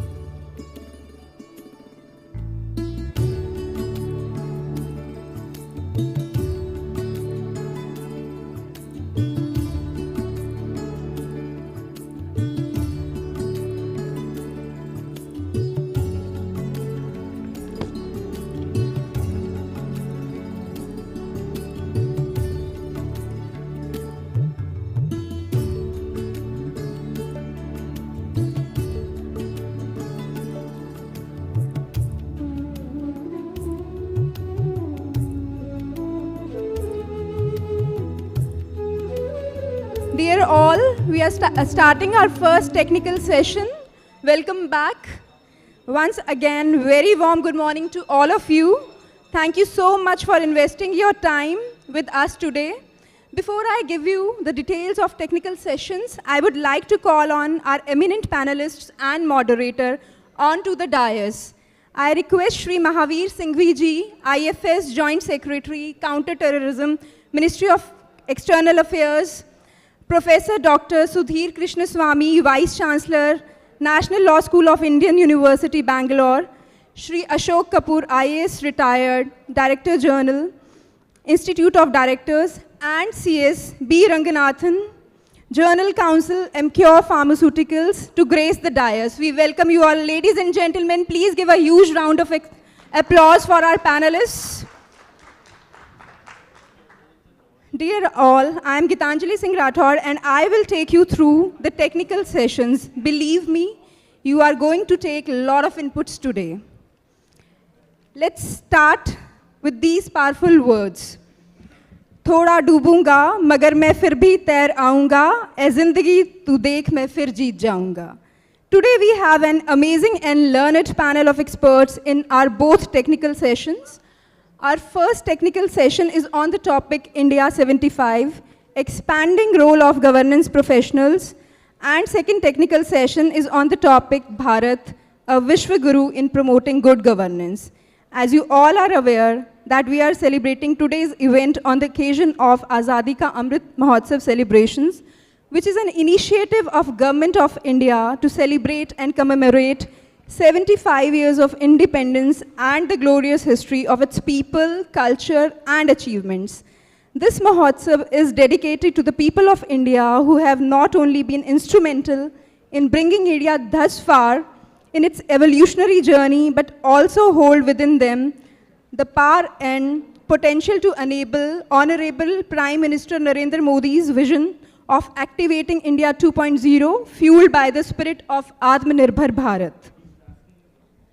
The official journey of Azadi Ka Amrit Mahotsav commenced on 12th March 2021, which started a 75-week countdown to our 75th anniversary of independence and will end post a year on 15th August 2023.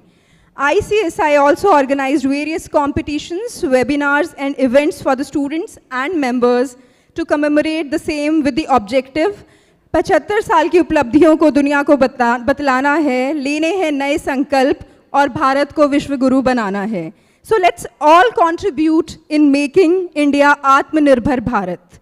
Now coming back to today's topic, you all must be knowing that governance influences how an organization's objectives are set and achieved, how risk is monitored and addressed, and how performance is optimized.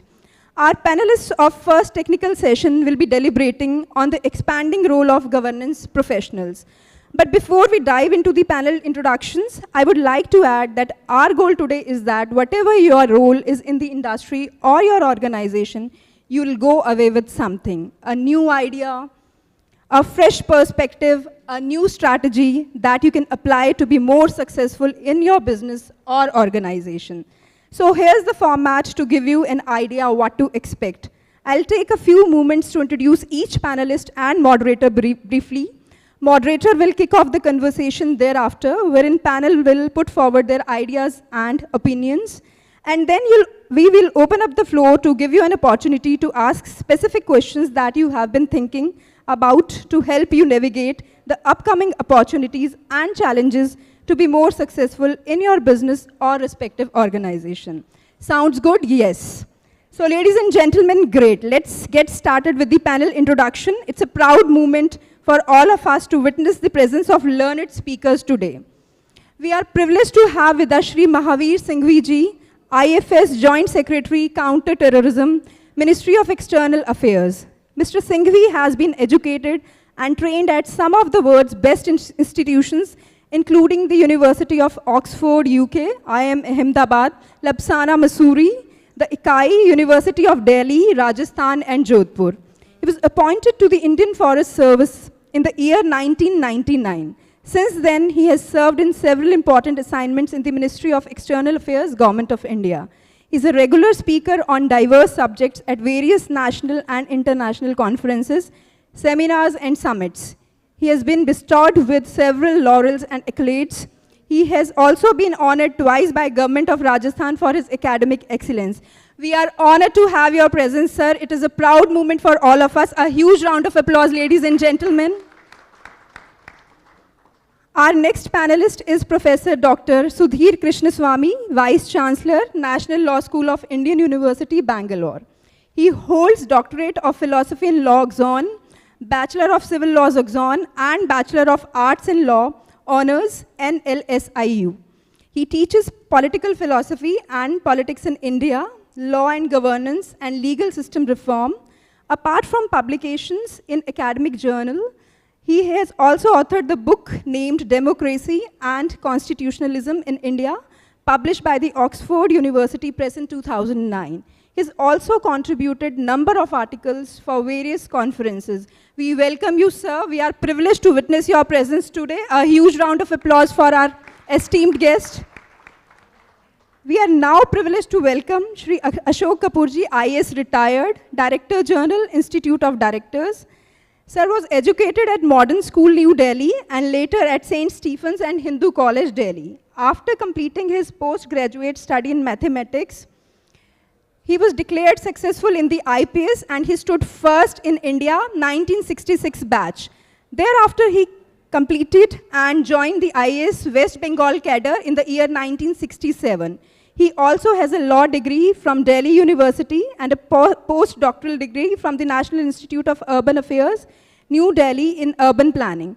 He is registered arbitrator, qualified both as MICA and FICA. Since retirement, he is serving with the Institute of Directors at Directors Journal. Sir, we are honored to have you amongst us. You have such an enriched experience. A huge round of applause, ladies and gentlemen. Now let's welcome our moderator of first technical session, C.S. B. Ranganathan, Journal Counsel, MCure Pharmaceuticals, Pune. Mr. B. Ranganathan is a fellow member of ICSI, ICMA, and a lawyer, presently the Journal Counsel for MCure Pharmaceuticals Limited. He has 30 years of experience in the corporate field encompassing governance, company law, investment banking, corporate restructuring, and allied corporate law matters. He was a member of the Company Law Review Committee constituted by MCA to review the Companies Act 2013. He is the member of the Secretarial Standards Board of ICSI, a senior faculty with various business schools. We welcome you, sir. We understand that your role is very important in driving this technical session, and we are sure that you are going to make the discussion more meaningful. We once again welcome all our distinguished guests. Now it's time to present planters and Angvastram to our distinguished guests. I request C.S. Ranjit Pandey. I request C.S. Hitendra Mehta ji to present planter and Angvastram to our honorable guest, Shri Mahavir Singhvi ji.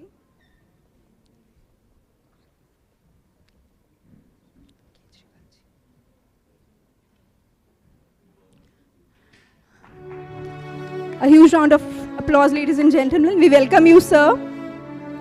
I now request C.S. Sandeep Kejriwal ji to present planter and Angvastram to Professor Sudhir Krishnaswamy.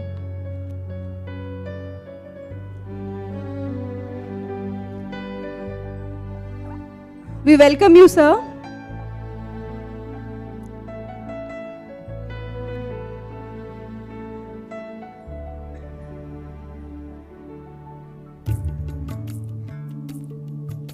I now request C.S. Deepak Kukreja ji to present planter and Angvastram to Shri Ashok Kapoor ji.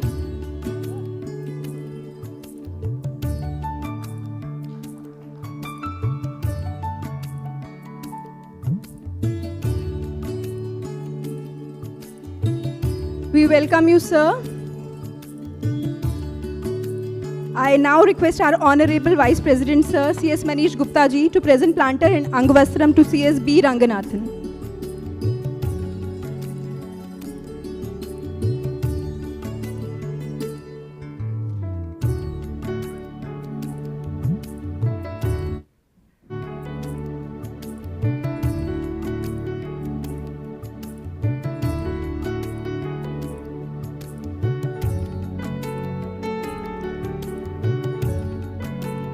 We welcome you, sir. A huge round of applause, ladies and gentlemen. We once again welcome all our dignitaries. Thank you so much, all. I now hand over the session to C.S. B. Ranganathan ji. Over to you, sir.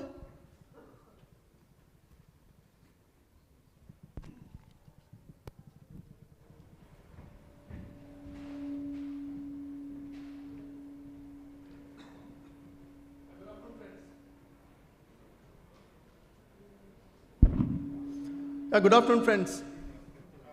I think we had some sumptuous tea and some snacks, right? Come on.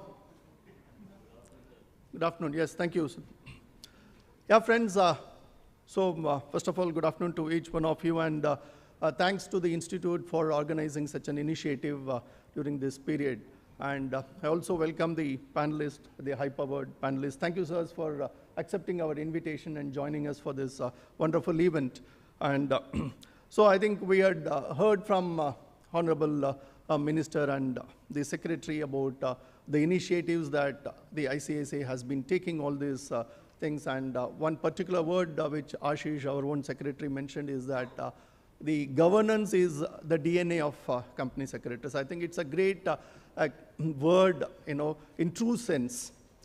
I think governance is not something new, but only the jargon that's being talked about in the last maybe 15 years.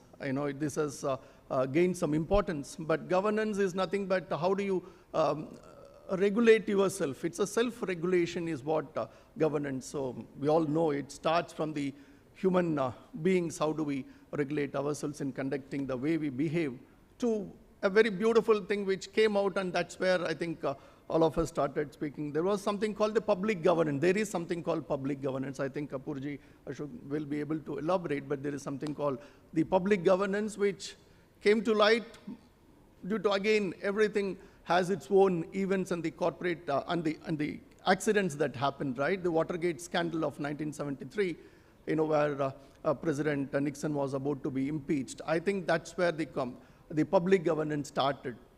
And then, of course, due to so many other things, the corporate also was following, and we had a lot of, again, corporate accidents, making the regulators feel that, the business has to be regulated on principles. There is something called business ethics, which is an oxymoron, right? Whether how business could be run ethically. Why not? Why not is the question. So in that manner, I think the regulators, especially the Indian regulators, thanks to the different incident that happened in the USA and of course in UK, and we had a lot of committees formed, and finally we have incorporated that in the regulations. Now, how do the corporates function within this regulatory regime? We have seen as company secretaries, as compliance professionals rather, we have been, part of the journey right from December 2005 when it was first time introduced in the listing agreement. Today, LODR has taken a different shape, friends. I think all of us who are working whether in listed space or as a practitioner, or we know the amount of the nuances, the difficulties in implementing some of the regulatory provisions, but they are all much required one so that the business is also running in true spirit. I think that's the background to this. We have eminent panelists along with me, so we'll be posing some only couple of things which I just wanted to talk about is OECD principles also talks about 2-3 things: the transparency, the disclosure, and the accountability. Today, the question is, who is accountable? Who is accountable? For example, friends, we all know under LODR, I think, and even under the Companies Act, the power of audit committee is larger than the board. So to what extent each committee and each board should be responsible and take accountability is the question. And one of the major stakeholders, apart from different stakeholders, is, I think, it's not a top-down approach or something. It should come at each level. The governance aspect should come at one above. And of course, turning into the board of directors. So it is that way the governance principles have to be followed. So with this small introductory remarks, and as I said, DNA, it's corporate governance is in our DNA, and we will leave it to the panelists. We will have some interesting questions to be asked, and we will see how, as governance professionals, which not only restricted to the CS, but also there are other professionals in the area where how we all together contribute to this great country in growing. Yeah, thanks, friends.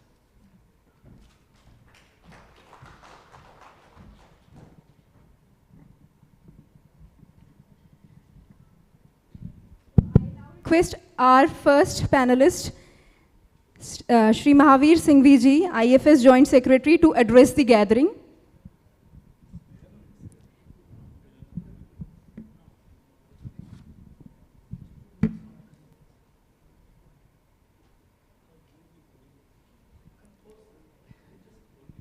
Hello. Thank you for the nice introduction. And also thank you to the Institute of Chartered Accountants of India for inviting me here before this August gathering on this occasion of ICSI celebrating the Azadi Ka Amrit Mahotsav. We are going through an Amrit Kal, and I think this is a very important time for India to grow and to really make progress in the world and to establish itself as a Vishwaguru once again. So I think that was the message given by the minister in the morning session, opening session. And I think one of the important aspects of that, if you really want to grow or take our economy forward and to make India as $5 trillion economy, I think one of the important aspects of that would be to ensure a robust corporate governance in the country. Because if the corporate grows, there is, I think, that is something very, very essential for the growth of the country. And that is, I think, we are talking about today, and I'm sure I am the least qualified among all the illustrious panelists here, but I would try to contribute whatever I can in my little bit of understanding of this. I passed exam of company secretary long back in '96, and thereafter I joined foreign service, so I have not been really in touch with the corporate sector. But I think the principles of governance, whether it's in the government or in the corporate sector, somewhere remains the same. And I think one of the important motto I think we can all draw from, what should be the principles of governance, corporate governance.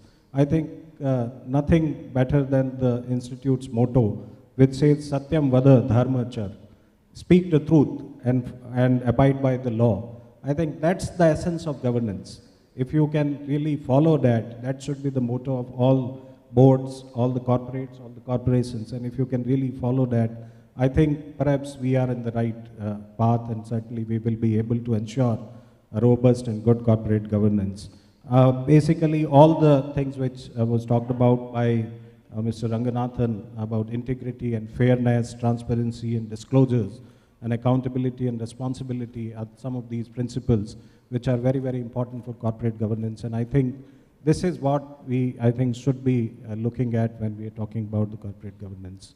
I think we should also look beyond now. The time has come where we need to really look beyond the, only the yearning to earn profits and to see your revenue going up. I think we should also now really need to, and the corporate governance, I think, also centers around how we are contributing to the society, how we are contributing to the climate change, and issues like sustainability. I think these are all important aspects of corporate governance, and we really need to think about it in the time to come. Thank you for giving me this opportunity.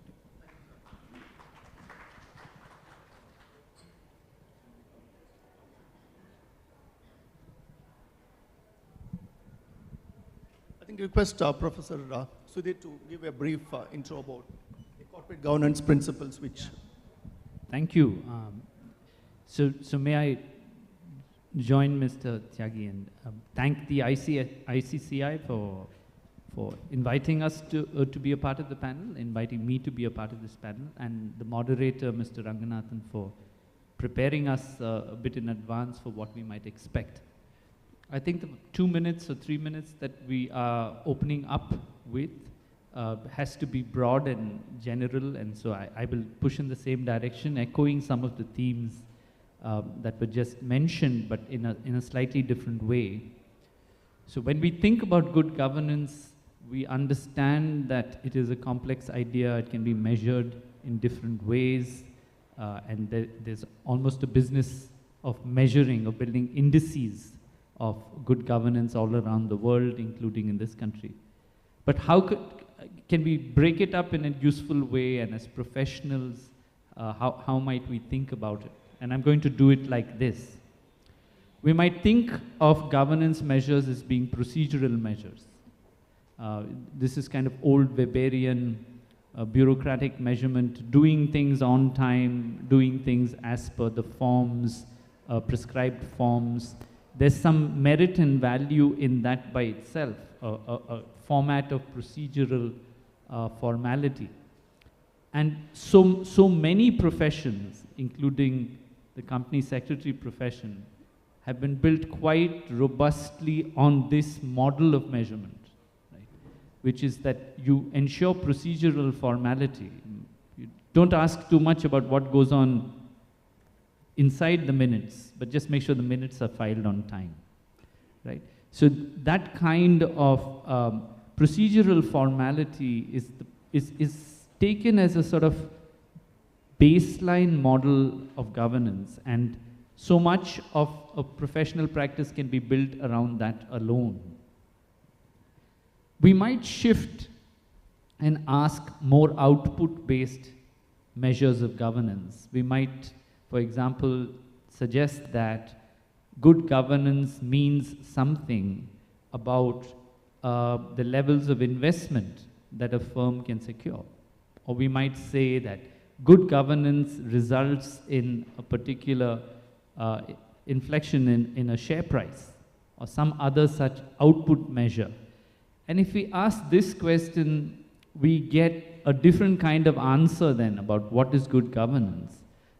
We can set up these output measures and then ask whether the role that we're performing as professionals contributes to these outcomes.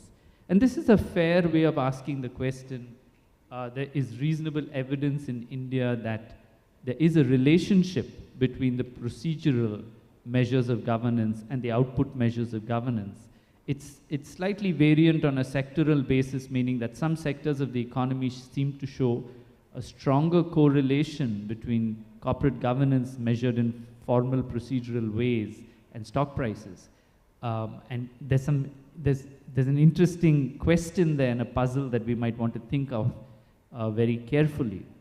But I think the most important point that I would want to make and close with that is that clearly what counts as governance is changing. And it's changing, you might say in the 90s, there was already debates about shifting from a shareholder model to a wider stakeholder model. By the late 90s, early 2000s, that takes root. But I think now in the last few years, say 3-5 years, the COVID pandemic is a key vector also pushing in the same direction, and the climate crisis being the other key vector pushing in this direction. That the ESG model of thinking about corporate governance has completely changed the benchmarks of what matters. Suddenly procedural formalities seem quite a quaint requirement when the ask is much more substantive than that. Right? And how would we think about ESG type governance measures? And this is my last bit, and I hand back to the moderator. We could look at it simply as an expansion of stakeholders, meaning that previously we thought the primary stakeholder in the fiduciary model of corporate governance was the shareholder. At a later stage, we expanded that rubric to talk about labor and other immediate stakeholders. Now ESG models widen the canvas of stakeholders even further. That's one way analytically of thinking about ESG, just a wider stakeholder model. And a second might be to think that somehow now strategy, long-term strategy and risk management is factored into short-term decision making. That unless you can show that immediate quarterly decision making has this long-term strategy and risk calculation in place, that it's not good governance. This is a second way of probably thinking about what are ESG, new ESG models. But the third and the most, I suppose, at least in the United States, stronger model that is emerging is that the often forgotten part of the founding documents of a company, which is its purpose, its stated purpose, has now suddenly become a critical part of corporate governance discourse. And here, when we're thinking about corporate purpose, it's not just the lines of business that the corporation might undertake, but also its imputed purposes, which is that it is assumed that the only reason that we can give the company a right to exist is that it must do good by its wider social obligations. Otherwise, it has no right to exist. That kind of imputation about what is corporate purpose means that suddenly the frame of governance, what counts as governance, is completely different. And this this movement or these three ways of rethinking what ESG models of governance are about, I think are still on the move. It's not clear which of these will be where it settles. Is it really about just an expanded stakeholder base? Is it about strategy and risk, long-term strategy and risk, or is it about this third point about corporate purpose? And I think that in the next decade, we're going to see this play out. And since investment is so closely tied to ESG model adoptions, this matters. It matters in an immediate sense. Let me stop there. Oh, back to you. Thanks, Sudhir, and very beautifully you had touched upon a couple of points one on strategy. We'll come back on the strategy aspect and the ESG model, and also the stakeholders from a shareholders, when companies were thinking of only the shareholders activism, now it has become a stakeholders activism. Okay, thanks, Sudhir. And Sir Ashok Kapoorji, if you could just a couple of minutes on corporate governance principles, what you feel like. Sir, you can sit and speak, sir. May I stand? Sure, sir, please.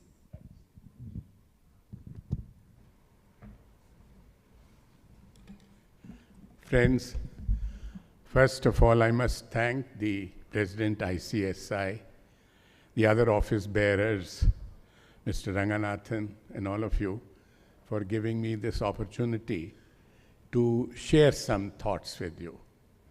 I think it will be more of a learning experience because all of you are practicing company secretaries, and myself in the Institute of Directors, we also deal with the same subjects at another level. Actually, I'll be carrying coal to Newcastle because I'm telling you something which you are practicing every day. But friends, when we deal with the directors at the board level, we tell them, we start with a joke. You must have all heard that a man is known by the company he keeps. We tell them that a good director is one who keeps company with his company secretary. So this is a way of translating what an eminent British judge who defined the role of a company secretary in terms of the Companies Act of UK way back in the 19th century said that company secretary is a pivot on which the board revolves. So it is so important that the company secretary's role is to integrate the board's thinking and philosophy.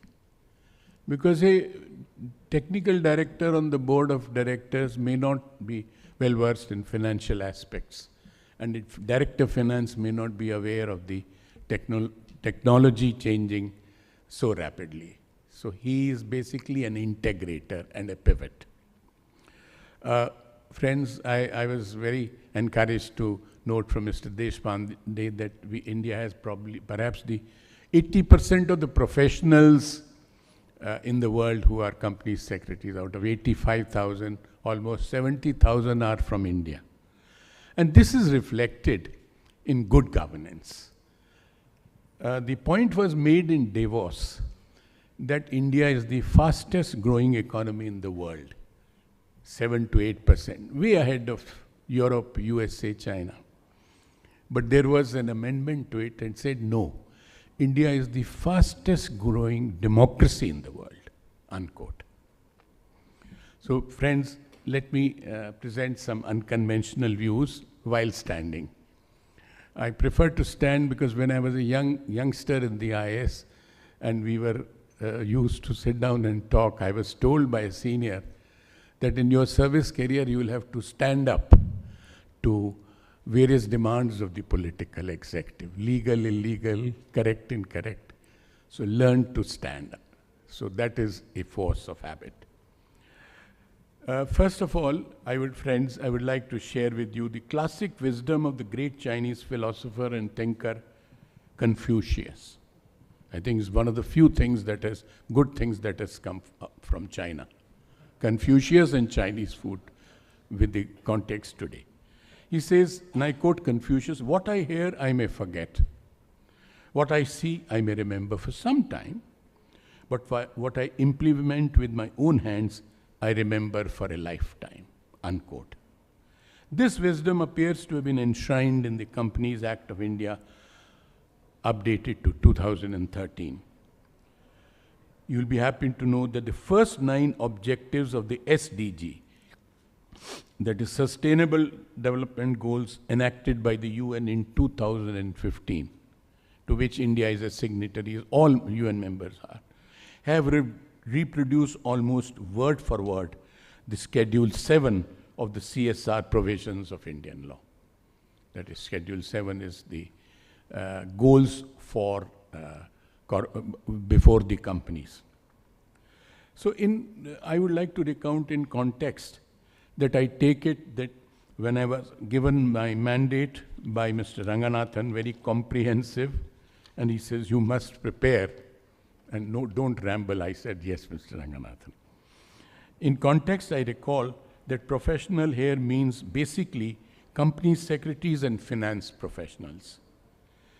The basic mandate of such professions, I'm sure most of you, if not all, are aware, was outlined by OECD in 1999.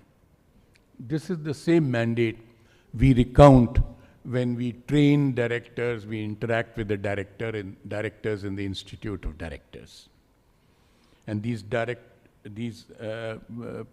procedural requirements, as Vice Chancellor Mr. Ramaswamy said, that Mr. Krishna Swamy said that good procedure produces good results. That is the basic philosophy in government, in the Companies Act. And I recount what OECD tells the directors, which I'm sure you must be practicing every day. These procedural requirements, ensuring the basis of an effective corporate governance framework, the rights and equitable treatment of shareholders and key ownership functions, institutional investors, stock markets, and other intermediaries. That is awareness, general awareness of their functioning, disclosure and transparency, the responsibilities of the board under law. These are the OECD principles you practice, we tell the directors. So when I was asked, given the mandate, he says, I'll have to say, how do we strengthen national governance so that India is a $5 trillion economy? So some points I have jotted down. I'll start with what the Honorable Minister said in the morning, that a mediation bill is on the anvil and will be presented it'll be tabled in the Parliament. With due respect to the Honorable Minister, friends, ADR, you see the courts are clogged with cases. This is one of the reasons why a large number of multinationals shy away from India. The ease of doing business, I was told in the note, comprehensive note by the ICSI, that India is 63rd in the ESG. China is 31. So this is something we must think, why has it happened? One of the reasons is that the law enforcement and implementation is lagging behind. This is for the company professionals. They must excite public opinion. They must mold public opinion to say, this must change. The Honorable Minister said a mediation bill is on the anvil. Mediation is a part of alternative dispute resolution. We have the usual laws, and in civil cases, if the litigant has an option, he can always go for alternative dispute resolution. But in my opinion, alternative dispute resolution has become an alternate dispute resolution. We go back to the same judges in their new avatar, new incarnation as retired, and technicalities of law often dominate.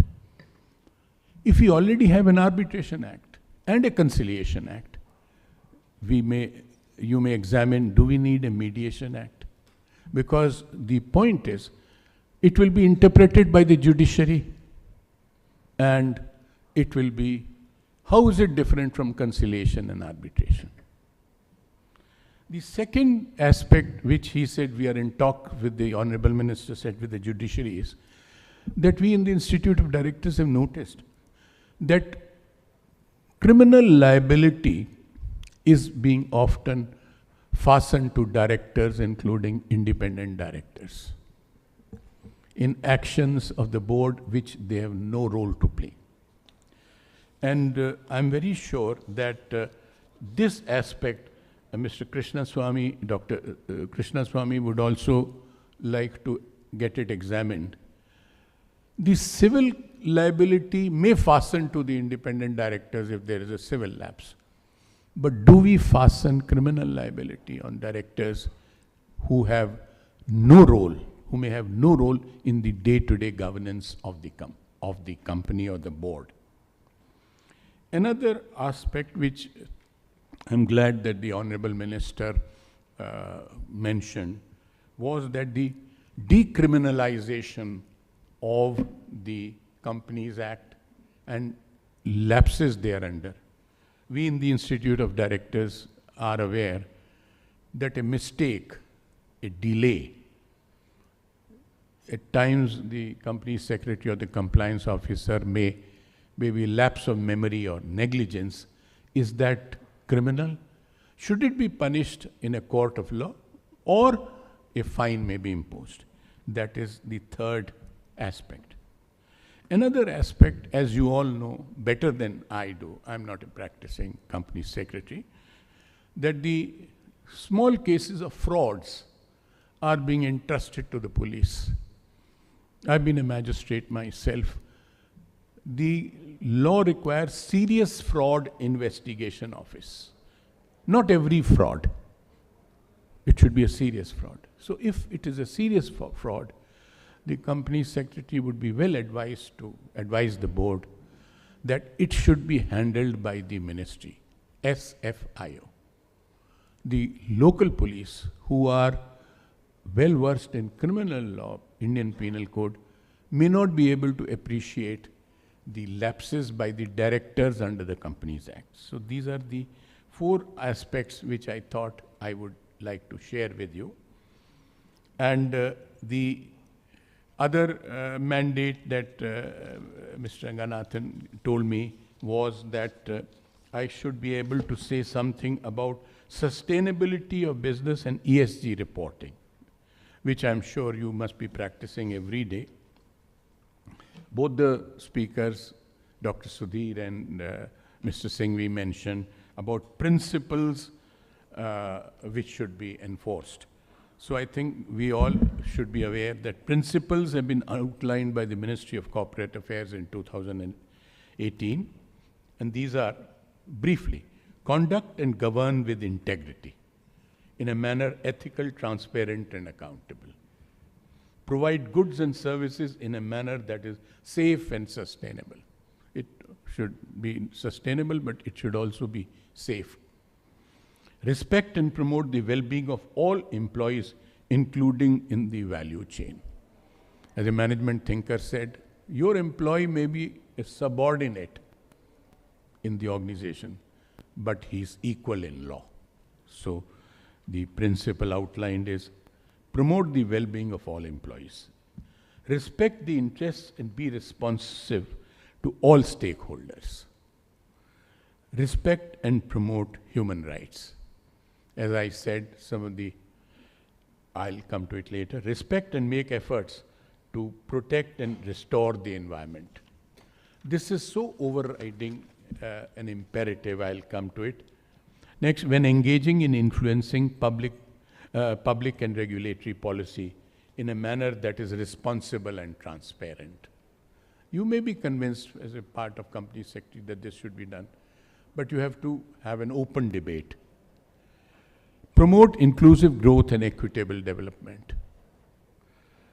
Engage with and provide value to all your consumers in a responsible manner. So these are the principles outlined by the ministry, and I'm sure you must be implementing them in your day-to-day functioning. And a very important aspect of company secretary, strengthening CSR means that you are helping India in realizing the first sustainable development goals of the United Nations. The other aspect which was stressed by some of the speakers was reporting is very essential. So the United Nations has outlined a global compact launched in 2000, that's world's largest corporate citizenship initiative with the objective to streamline the adoption of sustainable and socially responsible policies by business around the world. The UN Global Compact has two objectives: 10 principles in business activities around the world, which you will be advising the boards to follow. Catalyze actions in support of broader UN goals, including the SDGs. The 10 global compacts expanded means human rights. Business should support and respect the protection of internationally proclaimed human rights. I just said the employee may be a subordinate in rank, but he's equal in law. Make sure that they are not you are not complicit in human rights abuses. It is not enough that ladies are being harassed and subjected to humiliation. You have to be proactive and see that there should be respect for lady employees. Labor standards in business schools, business should uphold the freedom of association and effective recognition of the right to collective bargaining. It's rather sad to hear that companies like Amazon and all have conceded this right to collective bargaining just the other day. Though India has a tradition in its liberal labor laws. The elimination of all forms of forced and compulsory labor. Your responsibility to see not only is there in the, not practiced in the board, but down the supply chain. The effective abolition of child labor.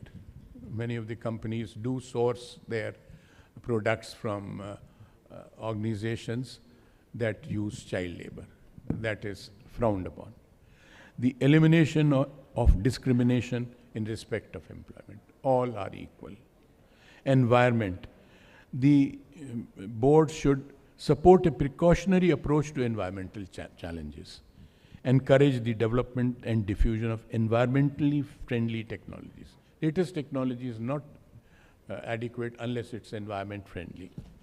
And in anti-corruption, work against corruption in all forms, including extortion and bribery. The next mandate for me is... Sir, if you could excuse, we can discuss very well elaborated. We could also discuss something... Yes, yes, welcome. I'll take one more minute, and I'll just read the last, the role of a company secretary as outlined in the Cadbury report. As you know, the World Good Governance was launched on the basis of Cadbury report, Sir Adrian Cadbury report of 1992. And he has given a very good definition, which I want, you must, many of you, if not all, would be aware, but I'll just share it with you. And I quote, all directors should have access to the advice and services of the company secretary, who is responsible to the board for ensuring that board procedures are followed and that applicable rules and regulations are complied with. Any question of the removal of the company secretary should be a matter for the entire board as a whole. So I will just conclude here by quoting from the duties of, lastly, the duties of the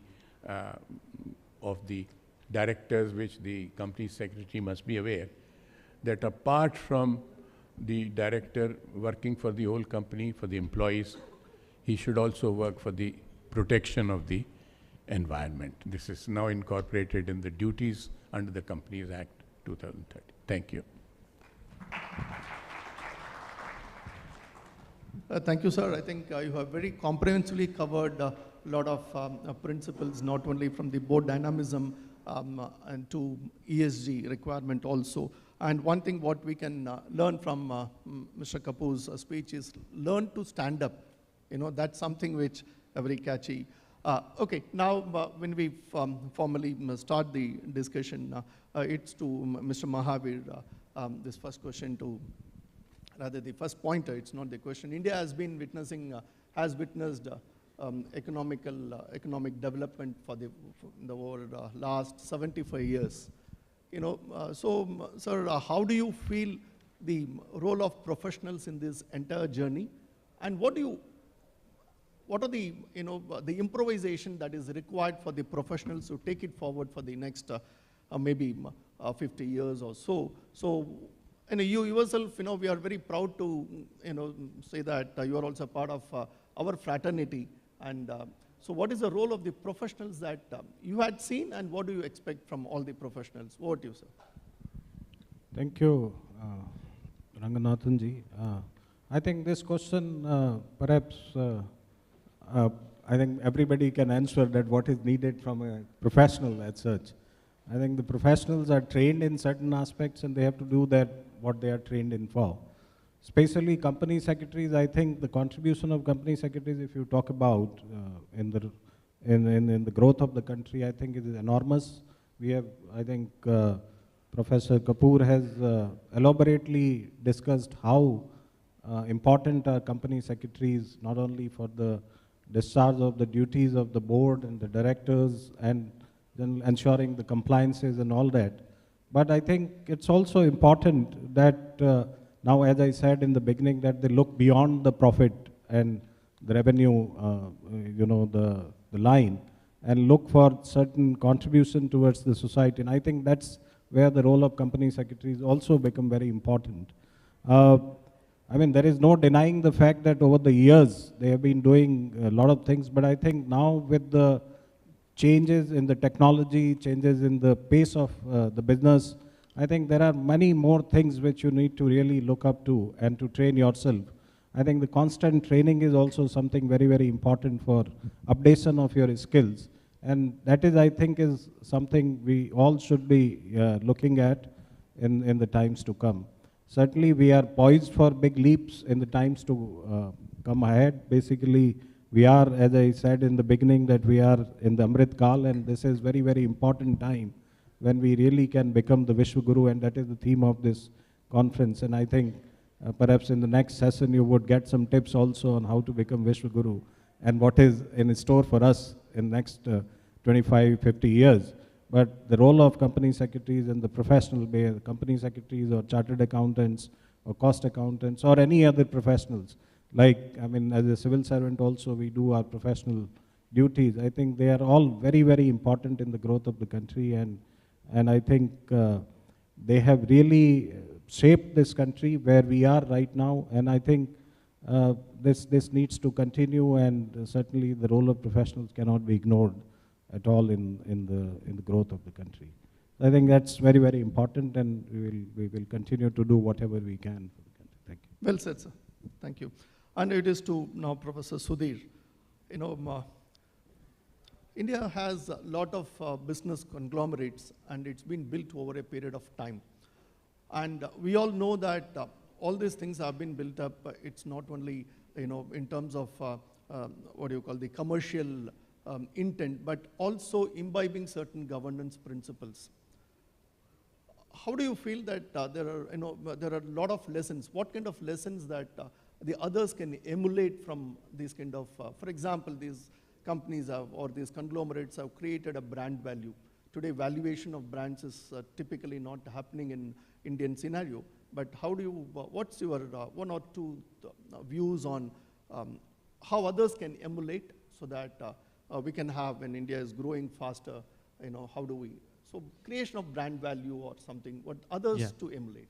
So I'm going to take the liberty of responding partly to the query to Mr. Singhvi as well, because I think there's value in articulating what the role of professionals in a society are more generally, which is for them to operate independently of business and of the state. They are neither the arms of the state, nor are they the handmaidens of capital. The idea that any profession can exist and have a monopoly over some field of practice is effectively the public grant of a monopoly, right? The society gives lawyers or chartered accountants or company secretaries a privilege. And that monopoly is in exchange for the delivery of value to society at large, not to your employers. And I think putting in place that kind of rule of law imagination is essential in the imagination of any profession. To somehow think that we as professionals are essentially either servicing the interests of the political power holders of the day or of the business power holders of the day would be a horrible mistake.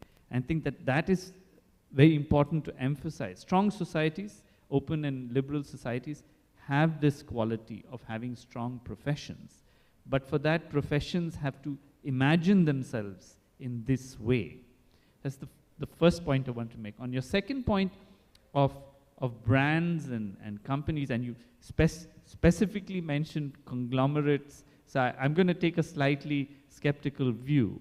I don't think that, at least until the 1990s, the idea that compliance in any sense, besides what I just euphemistically call creative compliance, was any quality of Indian business.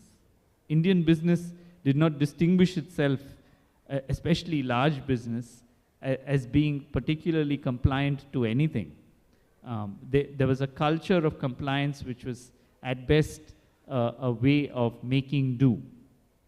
So my reflection on that is that I don't think that the largest Indian conglomerates are bellwethers on where corporate governance must go.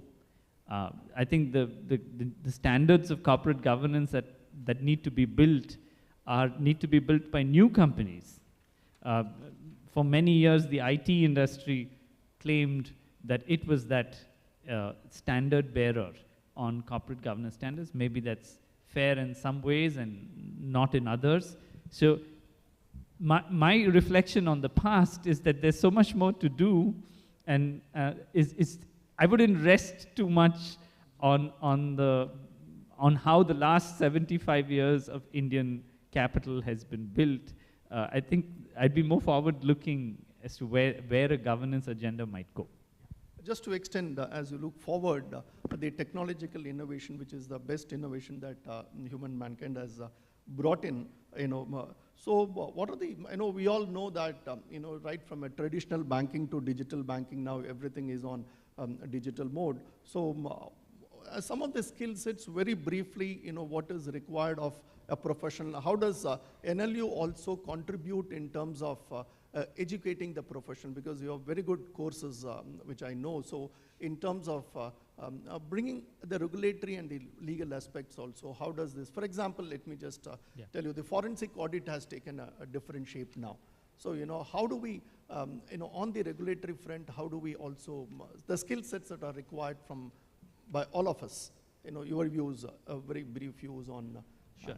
And this I'll be very brief, which is that regulation governance, or what was broadly, shortened to RegGov, is very quickly becoming RegTech. And I'll just point out two dimensions of this change. One is that the entire compliance burden is now automated.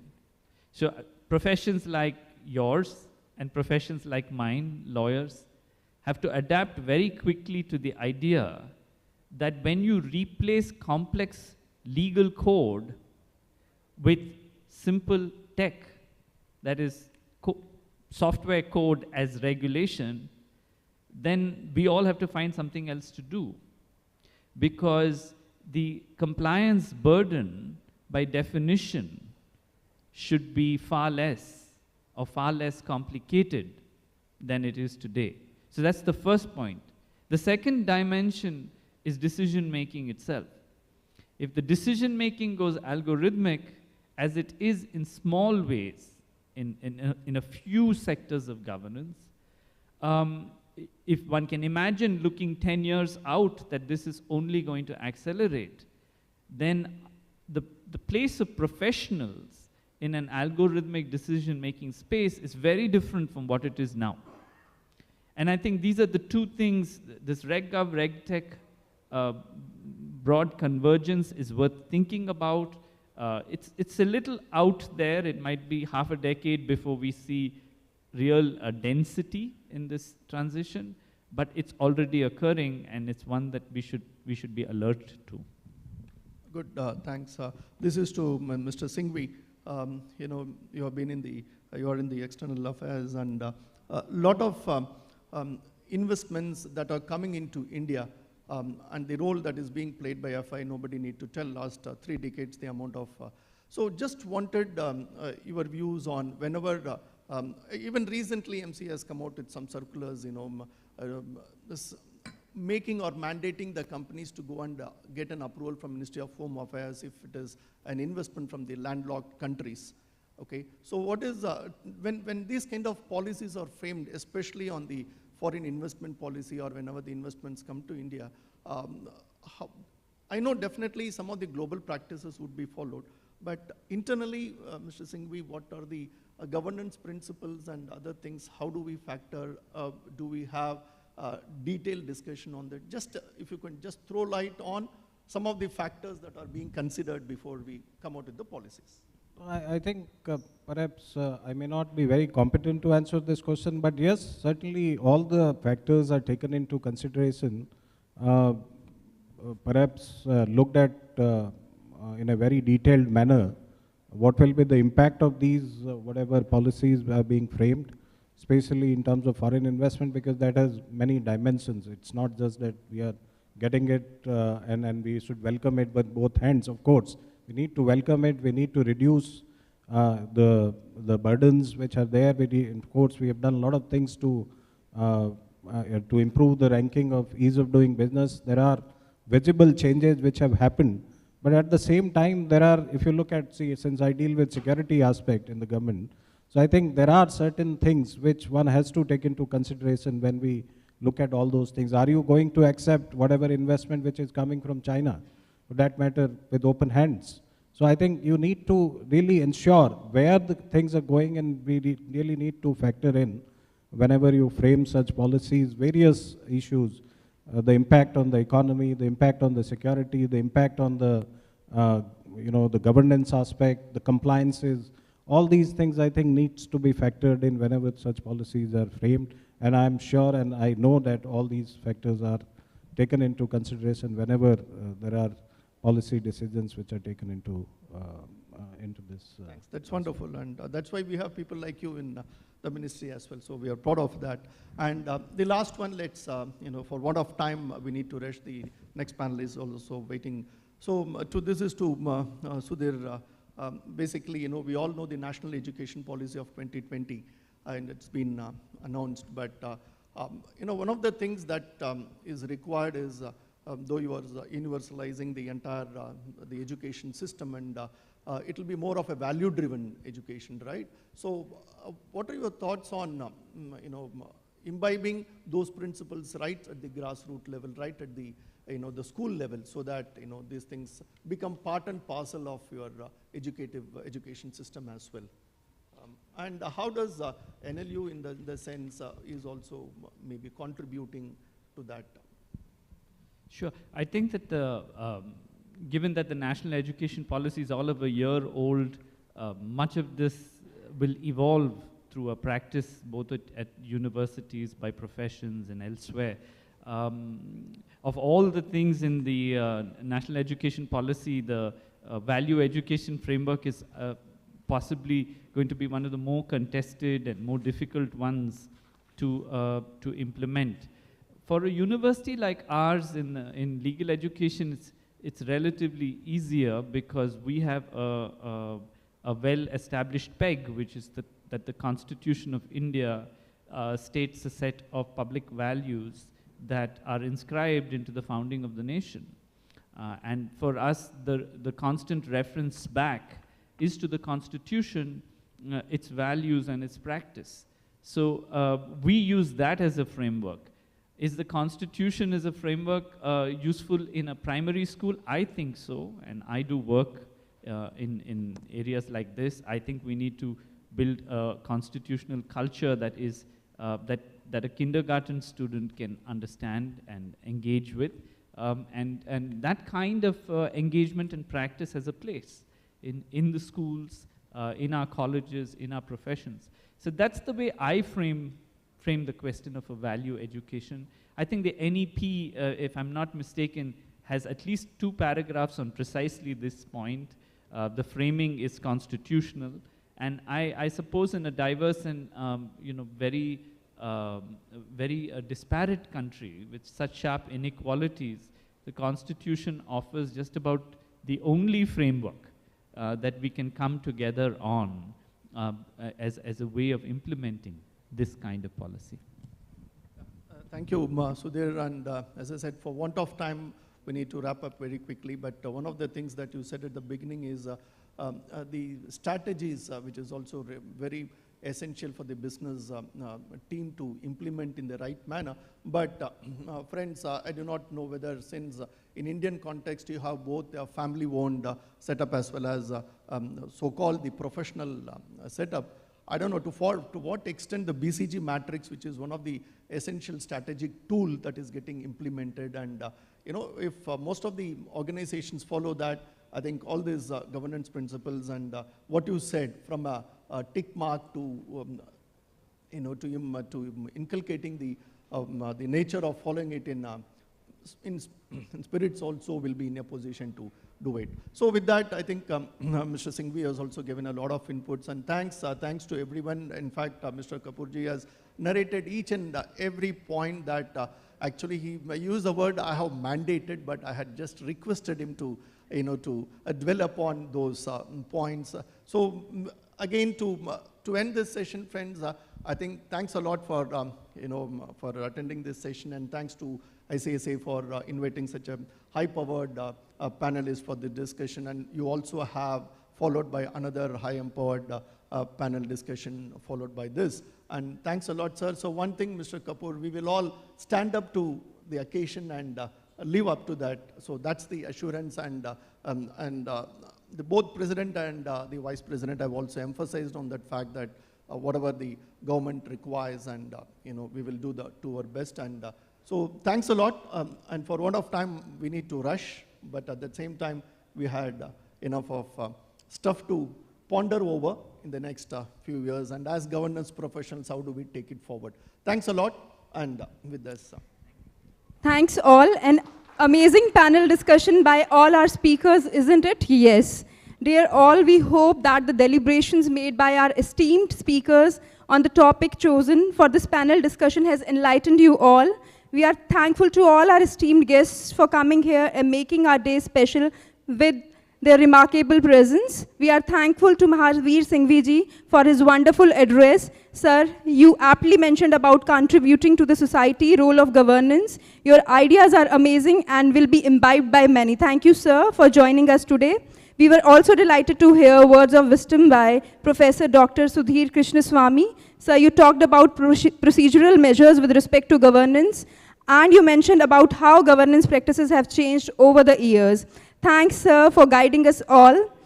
We were delighted to listen to Shri Ashok Kapoorji. Sir, you mentioned about good governance and presented some international views and facts. You have enlightened us all today immensely. It was our privilege to hear CS B. Ranganathan. He touched upon the significant areas with respect to governance. Sir, you touched upon business ethics, role of audit committees. We were thankful to you for your words of wisdom. Now it's time to present Shaheed Ki Beti certificate to our distinguished guests. I now request CS Ashish Garg ji to present Shaheed Ki Beti certificate to our honorable guest, Shri Mahavir Singhvi ji.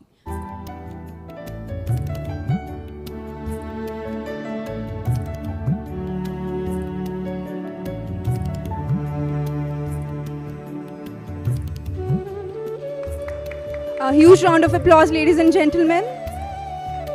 I now request CS Sushil Daga ji to present Shaheed Ki Beti certificate to Professor Dr. Sudhir Krishnaswamy.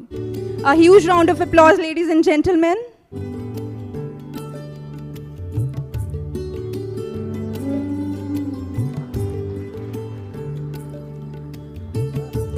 I now request CS Monica Kohli ji to present Shaheed Ki Beti certificate to Shri Ashok Kapoor ji.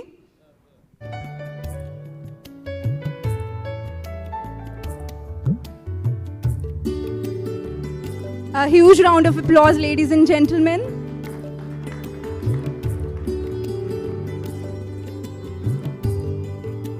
I now request CS Suresh Pandey ji, please, to come on the dais and present Shaheed Ki Beti certificate to CS B. Ranganathan.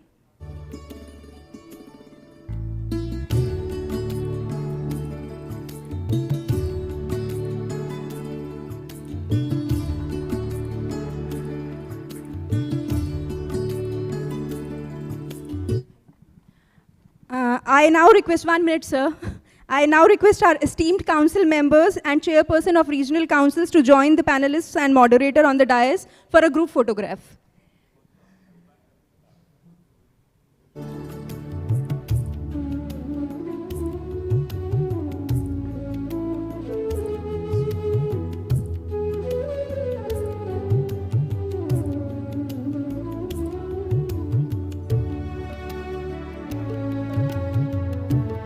Ashish sir, we request you to be on the dais, please. And all council members, chairpersons of regional councils who are present here, please come on the dais for a group photograph.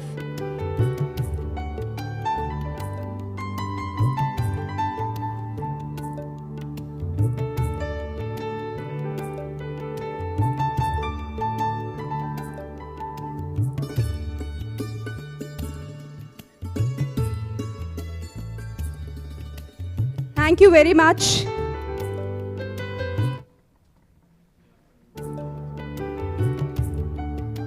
So we'll start our second technical session in a short while.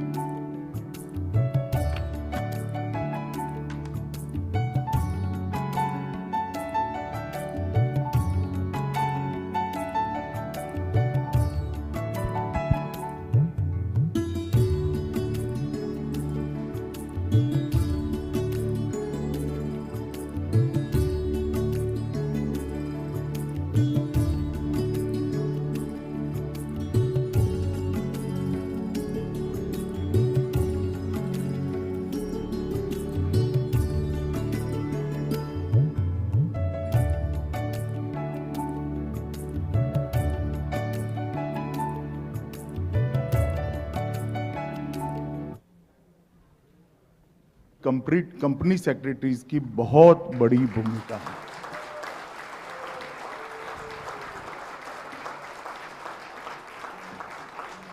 क्योंकि किसी भी देश का विकास एक मजबूत corporate governance के infrastructure के बगैर हो ही नहीं सकता। कोई इन्वेस्ट तभी करता है जब व्यवस्था पर भरोसा होता है। कोई इन्वेस्ट तभी करता है जब व्यवस्था की पारदर्शिता पर भरोसा होता है, और कोई इन्वेस्ट तभी करता है जब गवर्नेंस की खराई पर, गवर्नेंस की प्रॉम्प्टनेस पर भरोसा होता है। और ये तीनों काम देश के कंपनी सेक्रेटरीज ने आज तक बहुत अच्छे से किए।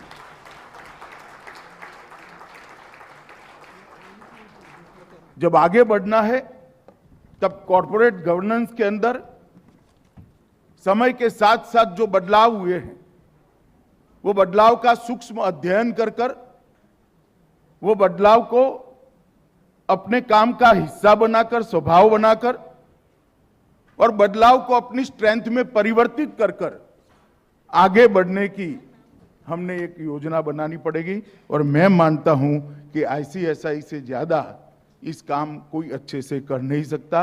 वो आप लोगों के भरोसे पूरा देश आगे बढ़ेगा। कॉर्पोरेट कल्चर कैसा होगा उसका शेप करने वाले जो लोग होते हैं उसमें आप हैं। आपकी जिम्मेदारी है कि हमारे देश के कॉर्पोरेट गवर्नेंस को और कॉर्पोरेट कल्चर को आने वाली चुनौतियां और आने वाले मौके दोनों के लिए हम तैयार करें और देश के विकास के अंदर कंट्रीब्यूट करें। जिस प्रकार से डॉक्टर की जॉब नहीं होती है, वो पेशेंट के स्वास्थ्य की चिंता करती है, इसी तरह से कंपनी सेक्रेटरी कंपनी के स्वास्थ्य की चिंता करने के लिए होता है। आप लोगों के हाथ में कंपनी का स्वास्थ्य होता है, आपने बैलेंस बनाना है। एक और बोर्ड की बोनाफाइड मिस्टेक को कानूनी रास्ता भी दिखाना है, दूसरी ओर इन्वेस्टर और शेयर होल्डर के हित को भी ध्यान में रखना है, उसको प्रोटेक्ट करना है, तीसरी ओर सरकार के सभी कॉम्प्लायंसेस के लिए भी बोर्ड के अंदर जागरूकता लानी है। ये तीनों काम अगर आप बैलेंस से करते हो तो ही कंपनी की स्वास्थ्य, कंपनी की हेल्थ अच्छी रहेगी। 2015, 17, 19 और 20 इसमें एक्ट में बहुत सारे बदलाव करे गए और पिनल प्रोविजन को बहुत कम कर दिया गया।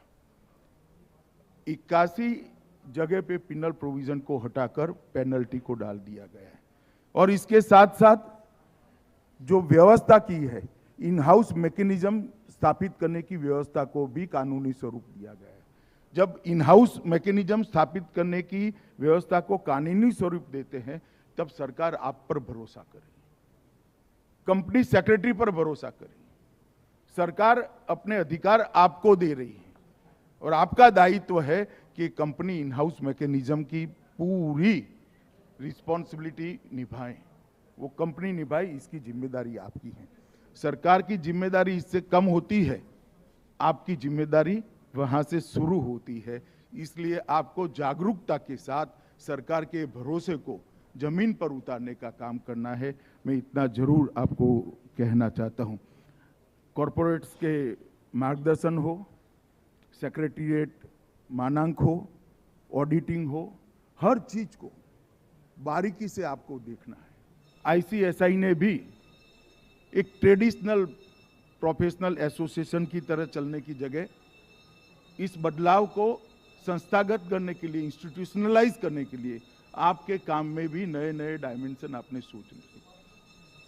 ICSI का जो पास्ट रिकॉर्ड है वो रिकॉर्ड बहुत अच्छा है और आने वाले समय में भी देश के अर्थतंत्र को गति देने में ICSI का कंट्रीब्यूशन, देश की कंपनी सेक्रेटरीज का कंट्रीब्यूशन इतना ही रहेगा, बल्कि और स्पष्ट दिशा वाला होगा, इसका मुझे भरोसा है।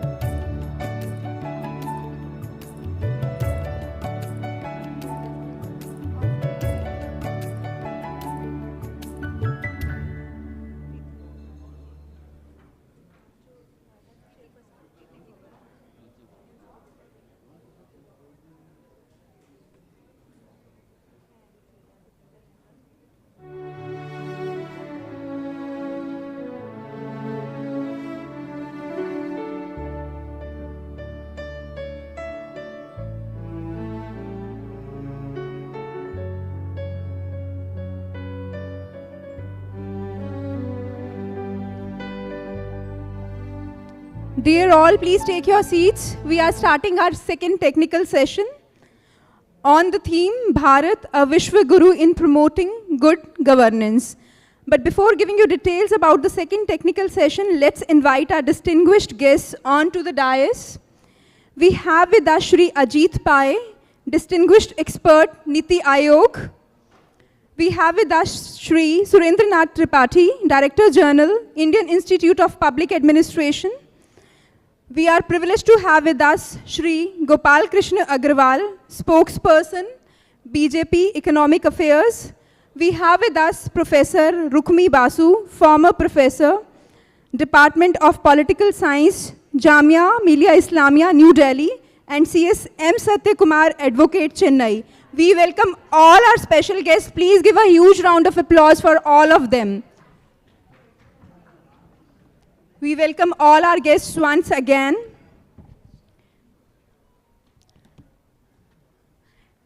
Now let's start with these powerful words by Walt Disney. The way to get started is to quit talking and begin doing. So let's start working on our dreams with great conviction and passion. Coming back to our second technical session on the topic, Bharat, a Vishwaguru in promoting good governance, our panelists will throw light on promoting good governance, aiming at creating awareness about accountability in government among the citizens of country every year on the birth anniversary of former Prime Minister Atal Bihari Vajpayee ji. December 25th is observed as the Good Governance Day. Ladies and gentlemen, let's start with the panel introductions. We are witnessing the presence of esteemed panelists today. We once again welcome all our guests. Now let's welcome our distinguished panelist, Shri Ajit Pai ji. He is distinguished expert Niti Aayog, where he heads economics and finance and oversees public disinvestment.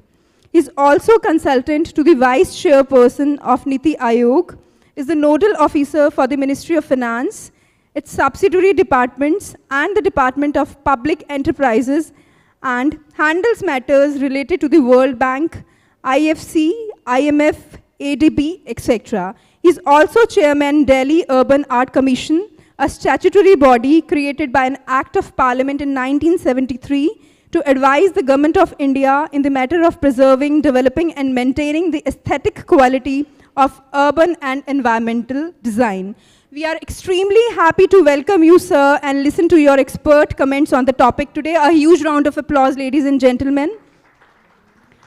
We are privileged to welcome Shri Surendranath Tripathi ji, IAS retired, Director General, Indian Institute of Public Administration. Sir is an IAS officer of 1985 batch of Odisha cadre, an MA in Political Science from Allahabad University, and MBA in Public Policy from Slovenia. He's highly seasoned civil servant with true academic flavor. He took over the charge of Director General IIPA in April 2019, where he was still holding the charge of Secretary, Ministry of Parliamentary Affairs, Government of India. Before that, he adorned many important positions, both in Government of India and also in the Government of Odisha. We are extremely privileged to have you, sir. A huge round of applause, ladies and gentlemen, once again. We are delighted to welcome our next distinguished guest, Shri Gopal Krishna Agarwal ji, who is a known face and spokesperson of BJP Economic Affairs. Shri Gopal Krishna Agarwal ji is the national spokesperson of Bharatiya Janata Party for Economic Affairs. He is a fellow member of the Institute of Chartered Accountants of India. He is an economic thinker and writes extensively for newspaper, financial journals, and delivers lectures in seminars and conferences. He is an independent director on the board of PSU, Northeastern Electric Power Corporation, and member of the board of governors at the Indian Institute of Corporate Affairs. He was a member of the task force on MSME of the Ministry of Finance and former director on the board of Bank of Baroda. He has initiated various public welfare projects like Jaladhikar Foundation, Nagarik Manch, to name a few. Sir, we are delighted to have your presence today. We are waiting to hear you eagerly. A huge round of applause for sir. I feel delighted to welcome our next guest, Professor Rukmi Basu, former professor, Department of Political Science, Jamia Millia Islamia, New Delhi. Rukmi Basu is Senior Fellow and Head Center for Public Policy and Governance in the Institute of Social Sciences, New Delhi. She has published 13 books, 26 articles, and 18 book chapters on issues of public policy and governance, international organization, and the political economy of development in India. She has also presented various papers besides participating in international workshops in South Asia and the Pacific region. She has also received many awards, including Indian Council of Science Research Teacher Fellowship Award. We welcome you, ma'am. We are honored to have you with us today. A huge round of applause, ladies and gentlemen. CS M. Satya Kumar, Advocate Chennai, is our next esteemed guest and also moderator of this technical session. He is an associate member of ICSI, Institute of Cost Accountants of India, ICSI, Chartered Institute of Management Accountants UK, and Chartered Global Management Accountant for American Institute of CPA. He's a commerce graduate and law graduate with specialization in corporate and financial laws in India. He's an honorary visiting professor of JNU, New Delhi. He was extensively involved in GST implementation projects across an industry spectrum involving financial and transactional impact analysis, change in systems, IT processes, accounting, validation, and go-live assistance, etc. We welcome you, sir. A huge round of applause for all our guests once again. Ladies and gentlemen, we are now privileged to present planters and Angavastram to our honorable distinguished guests. I request CS Deepak Kukreja to present planter and Angavastram to our honorable guest Shri Ajit Pai ji.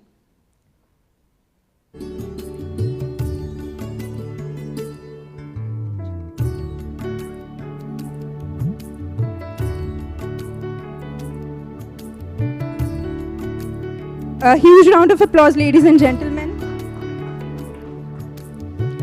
I now request CS Hitendra Mehta to present planter and Angavastram to Shri Surendranath Tripathi ji.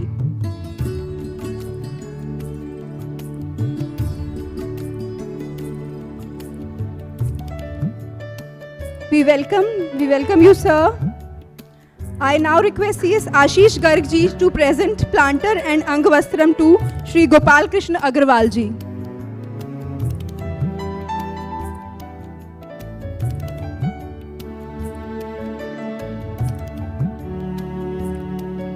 I now request CS Sandeep Kejriwal ji to present planter and Angavastram to Professor Rukmani Basu. We welcome you, ma'am. A huge round of applause.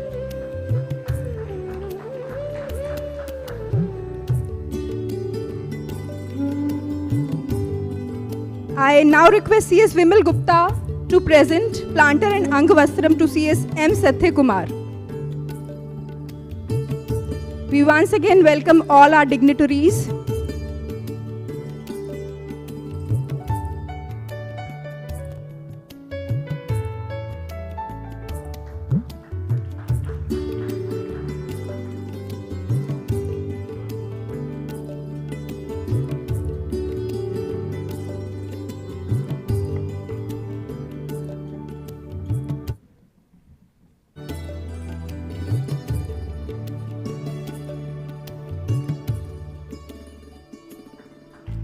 A huge round of applause, ladies and gentlemen.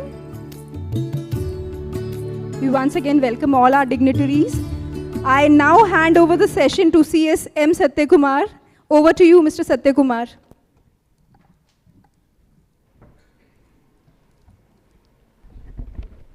It's a great pleasure to be here in the Institute of Company Secretaries of India. Before we start the panel session, I've been given the duty to give the opening remarks of Bharat, the Vishwaguru, promoting governance.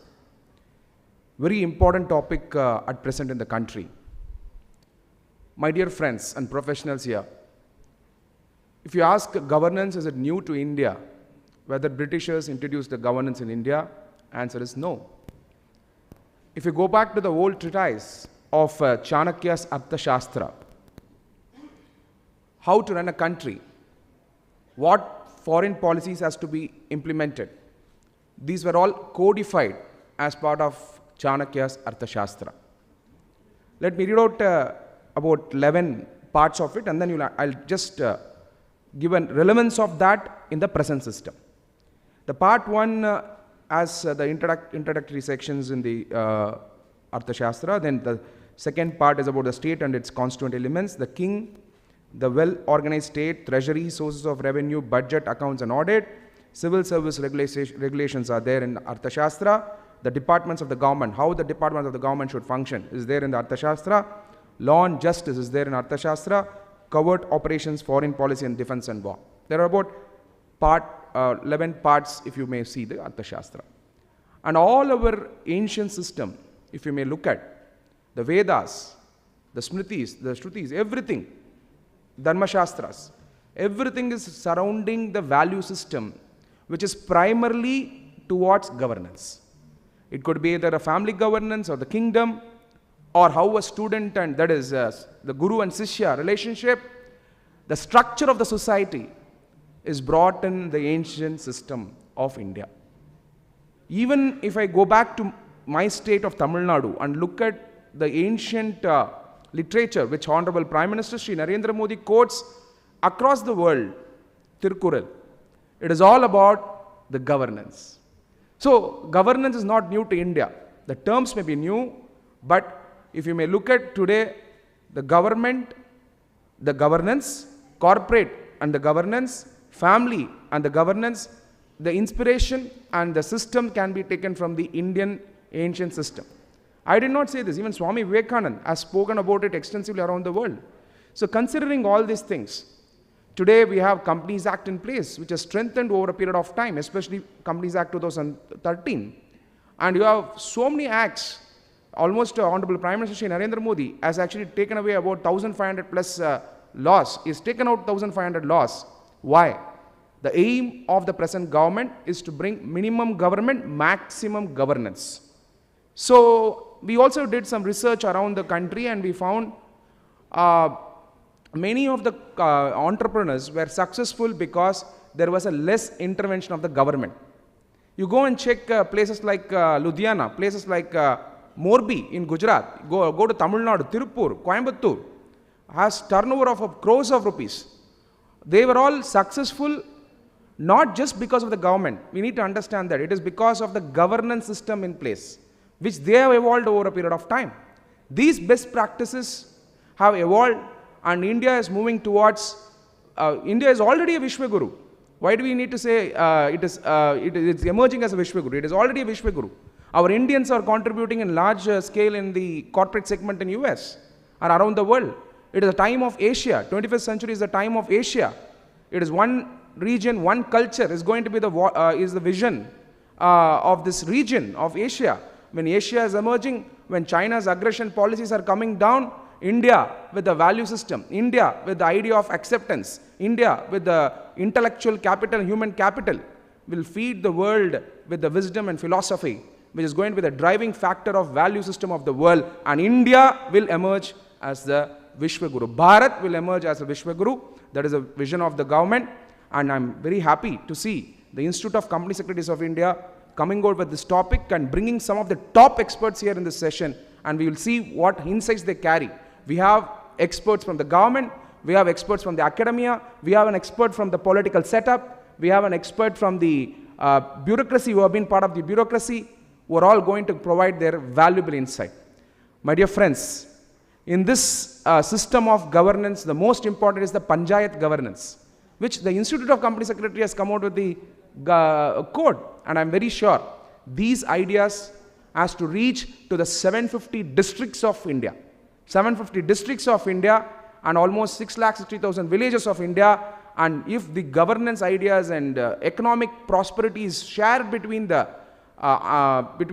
overall development of the country, and I'm very sure that is the idea of the Prime Minister Shri Narendra Modi ji also, Sabka Saath, Sabka Vikas. Development for all is the idea of Honorable Prime Minister, and this government is working towards that idea as well. And we will now start the panel discussion with the questions.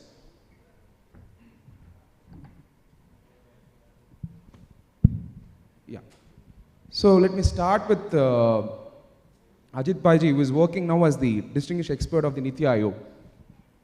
If you may see, in 2014, the Planning Commission was transformed into Niti Aayog. And how do you see this transformation as an impetus to the Bharat being a Vishwaguru in promoting the governance? I understand that the policy making has transformed from top down to bottom up. If you can share some ideas on it, it will be wonderful, Ajit Bhaiji. Hello. So good afternoon, and thank you to ICSI for inviting me to this very, very esteemed panel on a very, very important subject. So to begin addressing that question, we've got to see why we got rid of the Planning Commission and we created Niti Aayog. So Niti Aayog itself, NITI, is an acronym for the National Institution for Transforming India. So there's definitely a transformational element to it. The main roles that have been given to Niti Aayog by the Government of India are basically the policy agency, what Niti would literally translate to in Hindi.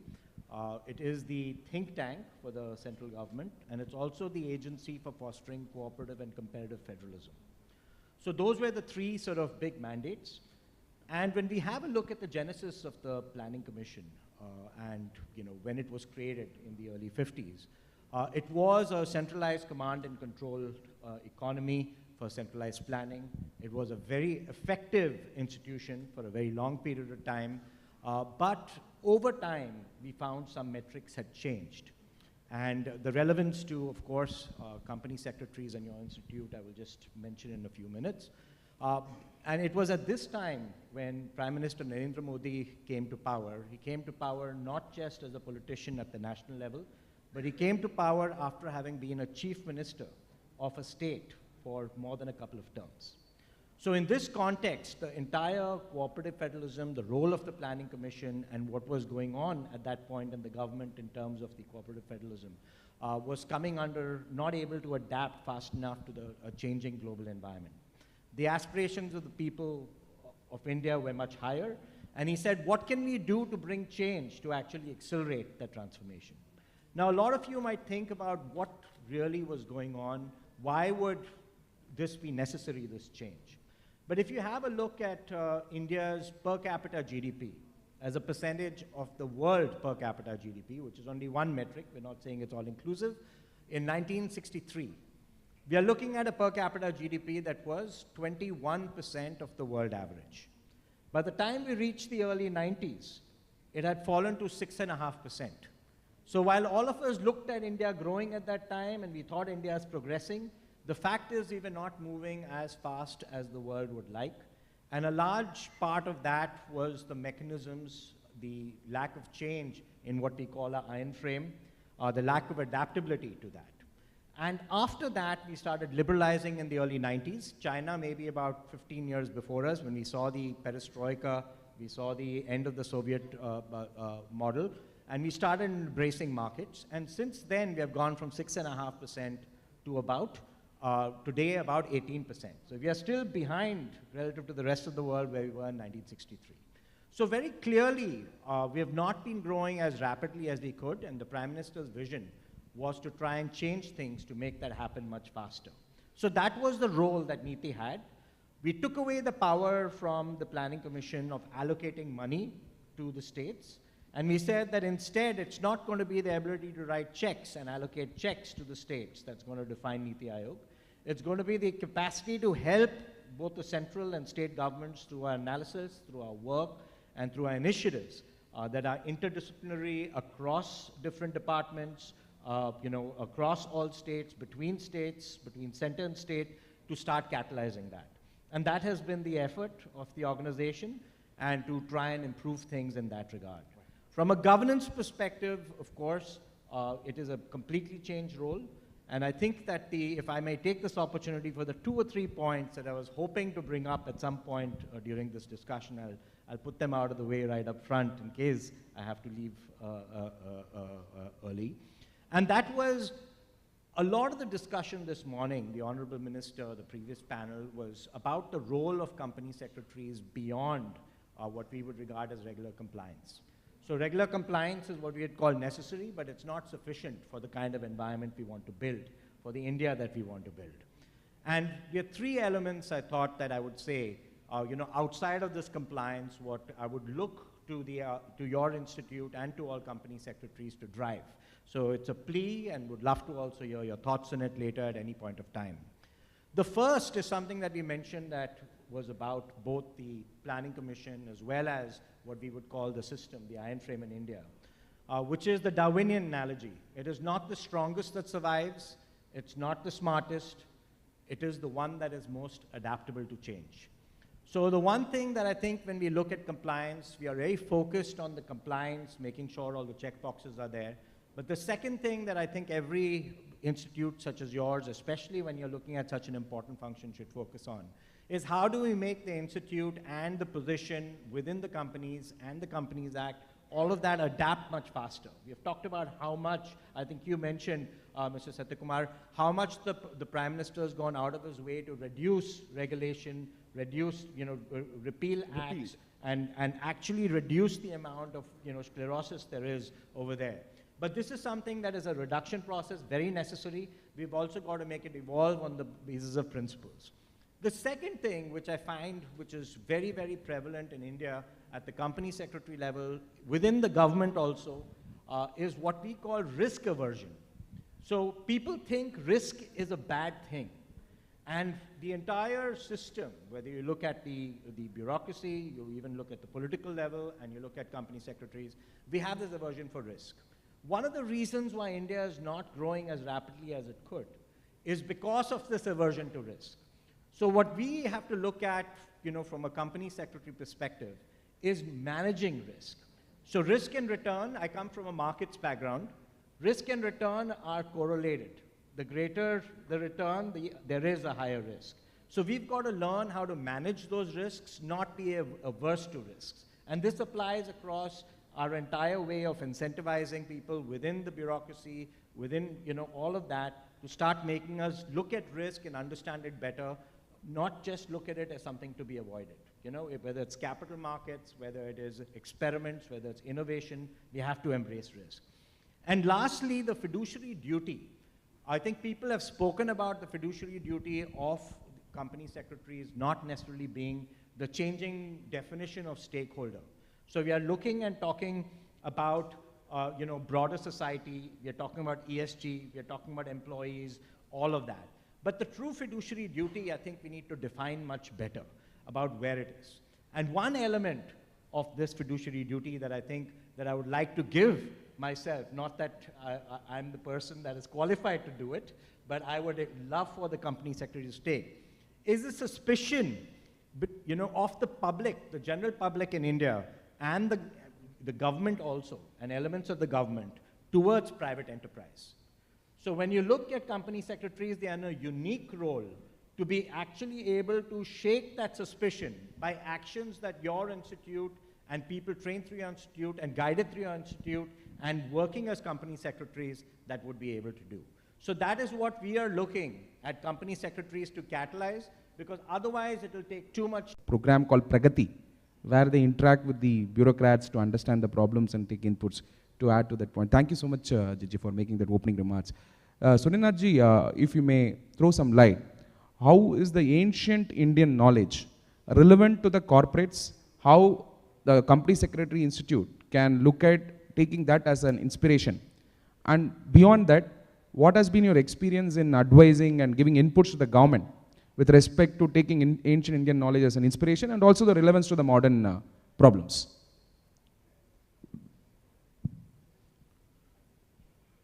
To be very specific, I would like to give some pointers which will cover the point. सर्व मंगल मांगल्य किस संस्कृति में है? सत्यम बद धर्मम चर किस संस्कृति में है? सत्यमेव जयते कहाँ लिखा गया है? वसुधैव कुटुंबकम किसके लिटरेचर में है? सहनौ भुनक्त सहनावक्त किसके लिटरेचर में है? अगर ये सब विश्वगुरु की परिभाषा नहीं है तो और क्या है? परित्राणाय च साधूनां विनाशाय च दुष्कृतम किस संस्कृति का प्रतीक है? आपदाम हरतारम दातारम सर्वसंपदाम किस संस्कृति का है? अगर ये हमारे मैनेजमेंट प्रिंसिपल नहीं हैं तो आज के जो मैनेजमेंट प्रिंसिपल जो डायग्राम और पावर पॉइंट में दिखते हैं उनको कहीं आप किसी कंपनी में इम्प्लीमेंट करके दिखाइए तो पता लगेगा how relevant Indian system is, was and shall continue to be, how irrelevant Western thought is and continue to be in today's system. I will put one more point. The global financial crisis is the biggest pointer how the Western system of financialization of asset has played havoc globally. How everything was financed 30 times, 20 times, 15 times. Value of product is one, it cannot be more than one. If any amount of total investment made on that product is more than one, then it is going to collapse today or tomorrow. Financial jugglery cannot take you beyond a point. It might make you survive for a while. But ultimately, Satyam Vad Dharmam Char will come back to haunt you, because any greening, any artificial greening, even ESG reporting nowadays, so-called Visakha attempt to sensitize the management about the gender. In the morning, somebody told that the director or independent director should not be held criminally liable. It's a very good idea, but why not? Who else is responsible for company's growth? If you are responsible for growth, then you are also responsible for bad governance also. In fact, bad governance is not a governance. Governance is supposed to be good governance. Government can be structured by way of constitution, by way of rules, by way of regulation, by way of hierarchy, by way of organization, or whatever we call in the science or political science or public administration, authority allocation. But governance cannot be legislated. Governance is a functioning of it. Like I can't put, I can buy a car, but car has to be driven by a driver. Today we are entering into the age of autonomous vehicle. Who will be responsible for that vehicle if it commits murder? Or it kills 2 or 3 passengers in the front of it? And with that, whatever artificial intelligence we will put in that autonomous vehicle, if there is one side there are 2 boys, another side there are 3 boys, the vehicle will kill whom? If I go algorithmic, it will save 3 and might kill 2. But if that too one of his son, he will not kill that one also, he should kill the other third person also. Limited point of saying that we are entering into an arena where the ancient Indian political wisdom or ancient Indian management wisdom or even accounting wisdom are going to be relevant if this planet has to be saved and governance has to survive. This is not a very tall claim. From bureaucracy, we are supposed to implement laws and rules. And we are paid to complicate things, we are not paid to simplify. And I know my roles. But ease of doing business, who has the biggest ease of doing business in India? It was East India Company. No rules to follow, no parliament to face, an army to support, and direction coming from 7,000 kilometers. What did they do? If you take up their total financial contribution to us, which they took from us and what they gave to us, do we want that type of ease of doing business for any corporate? Is that our ideal, that government should do nothing? Rules of the games are that everybody should say Satyam Vad and Dharmam Char. But our problem is what I call it, Duryodhan's Uhapo. Since you have put me in ancient Indian political thought, I will confine myself to that. Duryodhan has 2 major problems. And he said, I'm not privy to it whether he actually said, but it appears that he appears to have said, Janami dharmam nach me pravritti. मैं धर्म जानता हूँ. What is corporate governance? Each one of know. Every company secretary knows what is truth. But nach me pravritti. वो मेरी प्रवृत्ति नहीं है. Board does not allow me to do that. My conscience does not allow me to do that. My stakeholders, my profit seekers, my so many other non-stakeholders who have nothing to do with the money. They only want quick return. Janami dharmam nach me pravritti. Janami dharmam. मैं अधर्म भी जानता हूँ. What is wrong? नच में निवृत्ति. मैं उससे छूट नहीं पाता हूँ, उससे दूर नहीं हो सकता. आज का जो धर्म संकट है वो before the company secretaries in general or overall bureaucracy which is rule bound and rule based. It is this dvand, it is this duality. We have to find out a balance, what is right and simultaneously what is the appetite of the institution. And our job is to make that pill as digestible as it could be, so that you are immune from the vagaries of nature or coronavirus type of things, but you also survive despite corona. In this situation, who else can lead the Vishwa in age of knowledge? And I would rather quote one more thing and before I stop. जो पानी से नहाते हैं वो सिर्फ लिबास बदलते हैं. I'm repeating it. जो पानी से नहाते हैं वो लिबास बदलते हैं, जो पसीने से नहाते हैं वो इतिहास बदलते हैं. आज के तारीख में company secretaries, government, politicians, everybody is trying to meet this aspirational India's need. Here, पानी वाला से नहीं चलेगा, पसीने से चलेगा. मैं नहीं कह रहा हूँ खून से सींचना पड़ेगा. But the time has come to respond. Today people want quick solutions. They don't want whether Niti Aayog or planning commission exists or doesn't exist. Let all of them go to hell. As long as I must get benefit or I must get my services at the speed of light. And you must give credit to the present government that today whatever we are doing at population scale. We have billion plus strategy and that strategy is working on the ground. Who could imagine that 2,00,000 crores of money will be transferred to the bank? No bureaucrat will be allowed to smell it. No politician will be allowed to hand it over and get the satisfaction of giving back to the people. Today technology has enabled us. If I am permitted, I will add one more thing because being ancient is not good enough. One should think of 74 of India has landed of fear. If you reverse the numbers, 47, what will happen in 2047? Or what we will think of another 100 years? Because the way the modern literature is coming, this is the age of death of professionalism also. Because very niche advice will be coming in the system. Rest of the things will be done by algorithm and system. I was MD of a cooperative bank, sir. अगर शाम को bank का cash counter tally कर गया तो we used to celebrate कि आज 3 crore cash आया है and cashier and everybody has counted and 3 crore tallies with the debit and credit taken together. Today nobody counts that. But very soon we will have no person who understands what is cash, what is debit. You will buy a tally or you will buy some ERP system and forget what is the left side, what is the right side of the balance sheet. Same thing is going to happen to many other professions. So-called the top professions like legal, accounting, cost accounting, architecture, and many other reading, writing, even professional services like lecturing is going to be digitized.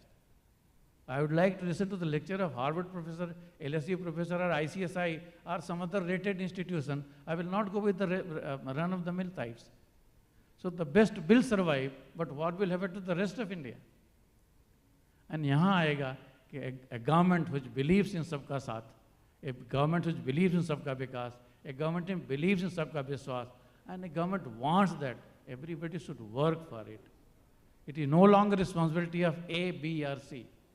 I always say that there are 5,825 IAS officers in the country, and there are 5,900 plus, in fact 5,927 MPs and MLAs taken together. It is these 11,000 are blamed for sunset to sunrise. What about rest?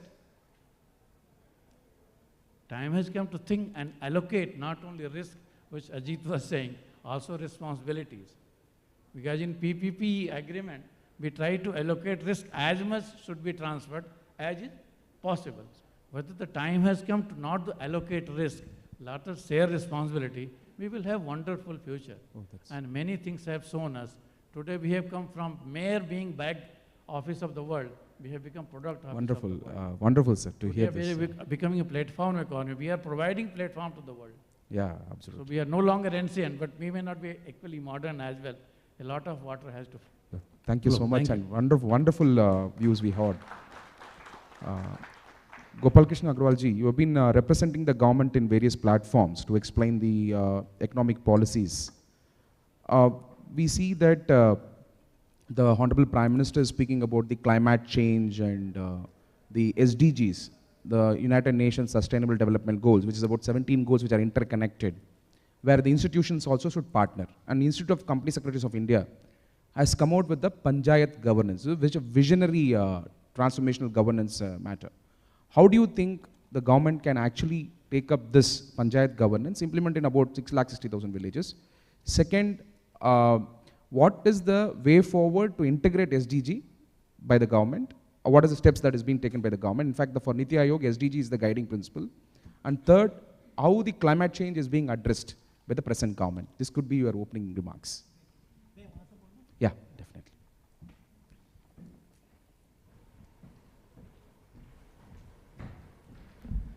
Thank you, Satya Kumarji.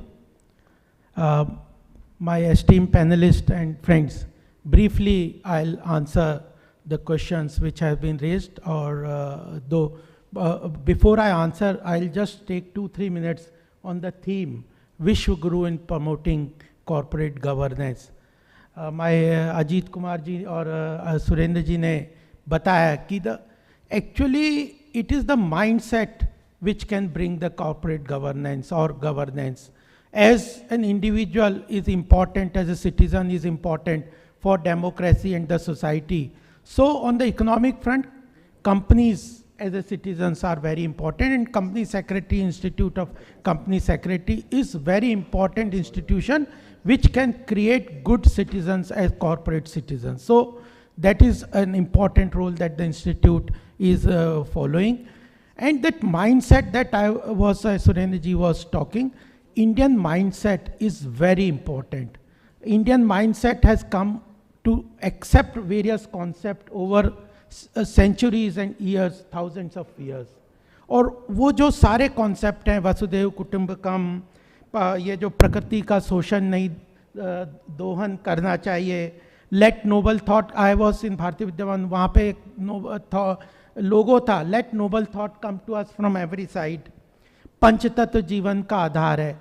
Actually this mindset has created certain ecosystem जो कि भारत को इस बात के लिए आगे विश्वगुरु की स्थिति में ले जाने के लिए एक अच्छा इकोसिस्टम क्रिएट करता है. और मुझे लगता है कि यह बहुत महत्वपूर्ण है आज के विषय में, हम सबको जानना चाहिए. जूरिस्प्रूडेंस को भी हम पढ़ते हैं, Satya Kumar ji you are a law student, कि what is the ultimately aim of creating a law and is create order in the society where there is equality of opportunity. We are not creating equals, but equality of opportunity, equality of entrepreneurship, equality of distribution system where everybody gets economic freedom, economic power, in addition to political power, freedom of speech, freedom of expression, freedom of economic entrepreneurship, what they want to take. So ultimately, what our government aims is, so we can create a good governance ecosystem. And I'll just take 2 examples from what Prime Minister Modi ji has been doing in last 8 years of our governance, which can put us as a leadership into the corporate good governance issue globally. एक example है, अभी Covid का हमने देखा, कोविन जिस तरह से technology को प्राइम मिनिस्टर और हमारी सरकार ने यूज़ किया है, कोविन अपने आप में इतना इफेक्टिव और इम्पॉर्टेंट जो ऐप बना था कि even US other places also vaccination was completely manual. आपको सर्टिफिकेट भी मैनुअल चाहिए था, but Indian scientist, Indian entrepreneurs, IT experts, etc. created an ecosystem, a CoWIN app से, where everything from registration to vaccination to the certification, everything was online and it was appreciated globally. So what Prime Minister has been doing is identify a problem. For 8 years, I can give you several examples, whether it is financial inclusion, direct benefit transfers, or delivery of social welfare schemes to the last person. Identify a problem, identify a technical solution to it, and then integrate the stakeholders which are involved into the implementation of the solutions and create a matrix of accountability. अगर हमने उज्ज्वला योजना में बनाया है तो 6 करोड़ लोगों को gas connection देने हैं, 10 करोड़ लोगों को शौचालय प्रोवाइड करने हैं, जो डायरेक्ट बेनिफिट ट्रांसफर्स में जैसे बताया कि इतने 1000 करोड़ लोगों को उनके घरों उनके बैंक अकाउंट में पैसे ट्रांसफ़र करने हैं, मनरेगा में, इस किसान सम्मान निधि में, आयुष्मान भारत में। तो टेक्नोलॉजिकल सॉल्यूशंस को आइडेंटिफाई किया, स्टेक होल्डर्स को उनके साथ इंटीग्रेट किया, उसके परफॉर्मेंस मैट्रिक्स को आइडेंटिफाई किया और उसके साथ अकाउंटेबिलिटी फिक्स की। This is called the good governance. यह एक बहुत बड़ा इंपॉर्टेंट है कि जो पिछले मैं ऐतिहासिक रूप में तो हम बहुत सारी बातें कर सकते हैं, लेकिन मैं उसमें नहीं जानता करंट सिचुएशन में, क्योंकि we are a young population, we are a generation where we young population which is less than 65% of our population is less than 35 years. हम आगे जाके क्या करेंगे? 2047 जब भारत 100वें साल पे पहुंच जाएगा अपने स्वतंत्रता के, इस अमृत काल के 25 वर्ष में हम अपने आप को विश्वगुरु के स्थान पे कहाँ से ले जाएंगे? हिस्टोरिकल बहुत चीज़ें हैं जिसको आपने सत्या कुमार जी ने बताया, तो मुझे लगता है कि यह बहुत इम्पॉर्टेंट लेसन है जिसको हम ग्लोबली स्टैंड आउट करते हैं और हमारी फिलॉसफी और उसको भी देखना चाहिए। जब 2018 में पहली बार जब वैक्सीनेशन का इशू आया तो भारत ने अफ्रीका के साथ या ऑस्ट्रेलिया के साथ मिलकर पहले बार कहा था कि पेटेंट को वैक्सीनेशन से हटा दिया जाए, और 190 कंट्रीज ने इस बात को एक्सेप्ट नहीं किया था। लेकिन आज 118 कंट्रीज भारत के साथ खड़ी है कि वैक्सीनेशन के ऊपर पेटेंट को नहीं रखना चाहिए, क्योंकि यह आम आदमी की आवश्यकता की चीज़ है। यह इनिशिएटिव्स हैं जिसको लेके ग्लोबल लीडरशिप पे हम जा रहे हैं। एनवायरनमेंट की आपने मुझसे बात की। 1972 में पहली बार स्टॉकहोम के अंदर यह एनवायरमेंटल इश्यूज को लेके कॉन्फ्रेंस हुई थी, लेकिन हमारे यहाँ पे तो पर्यावरण और उसकी बातें हजारों साल पहले से हुई है, और उसमें भी 2 कंट्रीज ही केवल पार्टिसिपेट किए थे एनवायरमेंटल कंसर्न्स को लेके। उसमें उस वक्त इंदिरा गांधी जी इस देश की प्रधानमंत्री थी, वो गई थी, 2 ही कंट्री थे, स्टॉकहोम की कंट्री थी और भारत, जिन्होंने वहाँ पे कहा था कि environmental concern should be an important part of the economic ecosystem governance etcetera. और आज जाके सस्टेनेबल डेवलपमेंट की बात करते हैं। 2015 में ये सस्टेनेबल डेवलपमेंट की बातें आई, जो 17 डेवलपमेंट गोल्स हैं, तो उसके बारे में भी मैं आप बताना चाहता हूँ, क्योंकि एनवायरमेंटल इश्यूज में हम खूब काम कर रहे हैं। पंच तत्व को हमने जीवन का आधार माना है, और इतना स्पष्ट रूप से हमारे यहाँ पे संस्कृति में कहा गया है कि there cannot be commercialization or privatization of resources which are essential for the existence of life. जो जीवन के तत्व हैं, जो बेसिक हैं, वह उनका आप कमर्शलाइजेशन, प्राइवेटाइजेशन और उस तरह को नहीं कर सकते, और वह सस्टेनेबल हर व्यक्ति को आर्टिकल 21 में क्लियरली कहा हुआ है कि राइट टू लाइफ में पीने का पानी हर व्यक्ति को मिलना और जरूरी है, और उसमें केवल मनुष्य नहीं, पशु पक्षी प्लांट सबको मिलना चाहिए। और इतना कॉन्सेप्चुअली इवॉल्व हमारा पूरा सिस्टम था कि मैं जैसे बता रहा था कि कई लोग कहते हैं कि जीवन के 5 तत्व तो हैं, ये पानी, जल, अग्नि, आकाश, वायु, लेकिन साथ में ये जीवन के आधार के लिए बहुत ज़रूरी है, लेकिन साथ में इनमें भी जल जीवन तत्व है, लेकिन जल में भी जीवन है। और 2 कोर्ट ने, उत्तराखंड और एक और कोर्ट ने ये कहा है कि नदियाँ, rivers are the living being. तो ये इवॉल्व कॉन्सेप्ट है गुड गवर्नेंस का, मैंने बताया था। और एक लास्ट पॉइंट में और सरकार की एक थिंकिंग के साथ बताना चाहता हूँ, वह है we are working on a push model. और इतना सक्सेसफुल हम क्यों हो रहे हैं, क्यों इलेक्शन भी जीत रहे हैं, और क्यों इस तरह की बात सब सामने आती है कि पुश मॉडल पे काम करते हैं। पहले क्या था, सरकारी योजनाएं बहुत होती थी। ऐसा नहीं है कि सरकार की वेलफेयर योजनाएं केवल हमने ही डिक्लेयर की या करंट डिस्पेंसेशन ने की है, सब योजना करते थे, लेकिन एडमिनिस्ट्रेशन और ब्यूरोक्रेसी बैठ जाती थी कि ये स्कीम आपने अनाउंस कर दी, अब जो भी एलिजिबल हैं, जिनको भी उसके लिए लाभार्थी हैं, वो इधर से उधर पिलर टू पोस्ट दौड़े और अपनी योजनाओं की लाभ के लिए उस ऑफिसर के पीछे घूमते रहें। we have worked on a push model, where 115 aspirational districts have been identified. In that aspirational districts, 7 government welfare schemes are the responsibility of the collector and DM.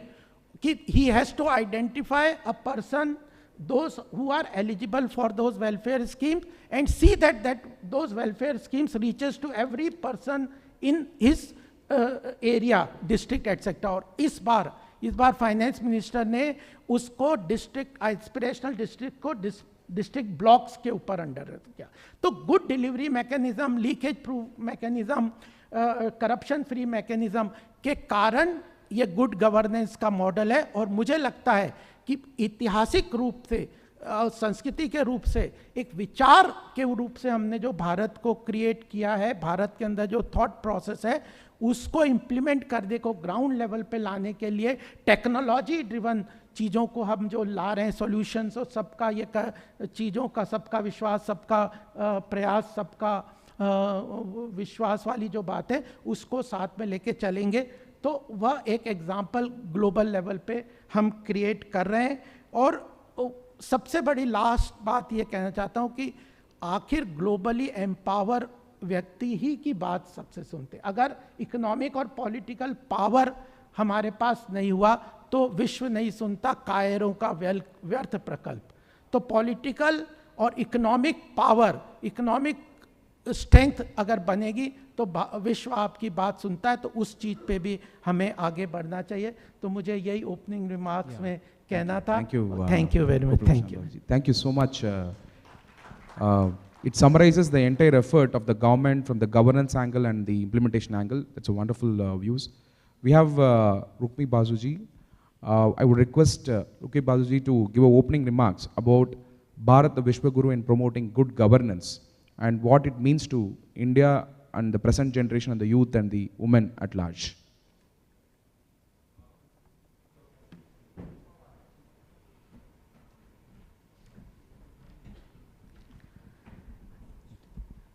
First of all, I would like to thank the Institute of Company Secretaries of India for having taken this wonderful initiative. Yeah. Thank you, Ajit ji, for joining us today and enlightening us with views. Thank you. Thank you. I thank the Institute for having given me the opportunity to present my views on a topic of such seminal importance today in front of this august audience, and also the panelists who are with me, who've all presented their individual views on the subject. I had just requested the moderator to not put the questions first and allow me to maybe 5 minutes. I take this liberty as the last speaker of the day, if I could be allowed to speak on the theme first before I take the questions. So thank you, Mr. Kumar. Now, I would like to begin by saying, as a professor of political science and public administration, you know, I have maybe a slightly different take on some of the issues that are being discussed here today. I'm not in the government. I'm not a professional, a finance professional, or somebody from the institute. So therefore, as a professor of political science, I have a certain kind of, a take, or I would say a view on ideas of good governance. I'd link them up to the ideas of democracy and good governance that we are talking about today, which should be combined in a way so that we contextualize democracy and good governance, because India happens to be the world's largest democracy. And the ideas of good governance that have emerged in India may be ancient, may be old, and definitely we have a rich heritage and legacy of good governance ideas beginning from Kautilya, because I do teach ancient Indian political thought as well. But since some of the eminent speakers have already spoken on our ancient wisdom and ideas of good governance, let me contextualize them today and tell you how I believe, and I do passionately believe in my conviction, that India can today, given our resources, we have the potential of becoming a Vishwaguru in good governance practices. And why do I feel that way? I must tell you. In India, if you look at the literature on democracy and good governance in the last few decades, we notice a shift between ideas of what is called procedural democracy and an idea of substantivist democracy. Procedural democracy is what we've been doing for years in India, when you have the rules, regulations, the constitution, and a whole body of laws talking of what should be the procedures of good governance, or how should we look at our public institutions, the quality of these institutions being judged by whether they have followed the rules and procedures properly. That is one way of looking at democracy. I would say that is the way of looking at procedural democracy. But today, of course, we will have to think of 75 years of India. I do believe that another idea of democracy has really, caught on in public discourses, and that is the idea of substantivist democracy, where you look at citizen entitlements and the access of citizens to public goods and services, as to whether a citizen at his or her level is actually getting what he's entitled to under the laws and constitutions by way of access to his entitlements. So therefore, in this idea, if you look at the substantivist model of democracy, then I would say the idea of good governance really fits in with the model of substantivist democracy.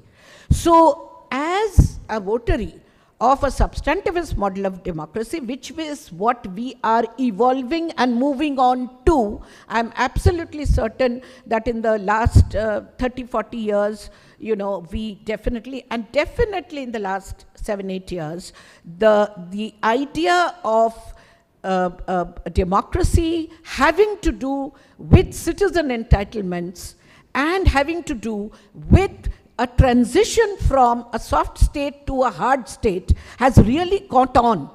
And I do believe that India will be the first example of not only being a torchbearer in the developing world, but having evolved a whole body of good governance practices in the 28 states of India, which can be a role model for the developing world as to how you can transit from being a soft state, which is what democracies are always condemned to be mostly, if you take the idea of procedural idea of democracy, that they don't implement. They only make policies, they don't implement. They go by rules and procedures, and therefore they are poor in implementation. So we talk about policies, but we never reach which never reaches the beneficiary. So that idea has changed now to a substantivist model, wherein we do believe that we can make this shift to being a hard state and still be the world's largest substantivist model of democracy with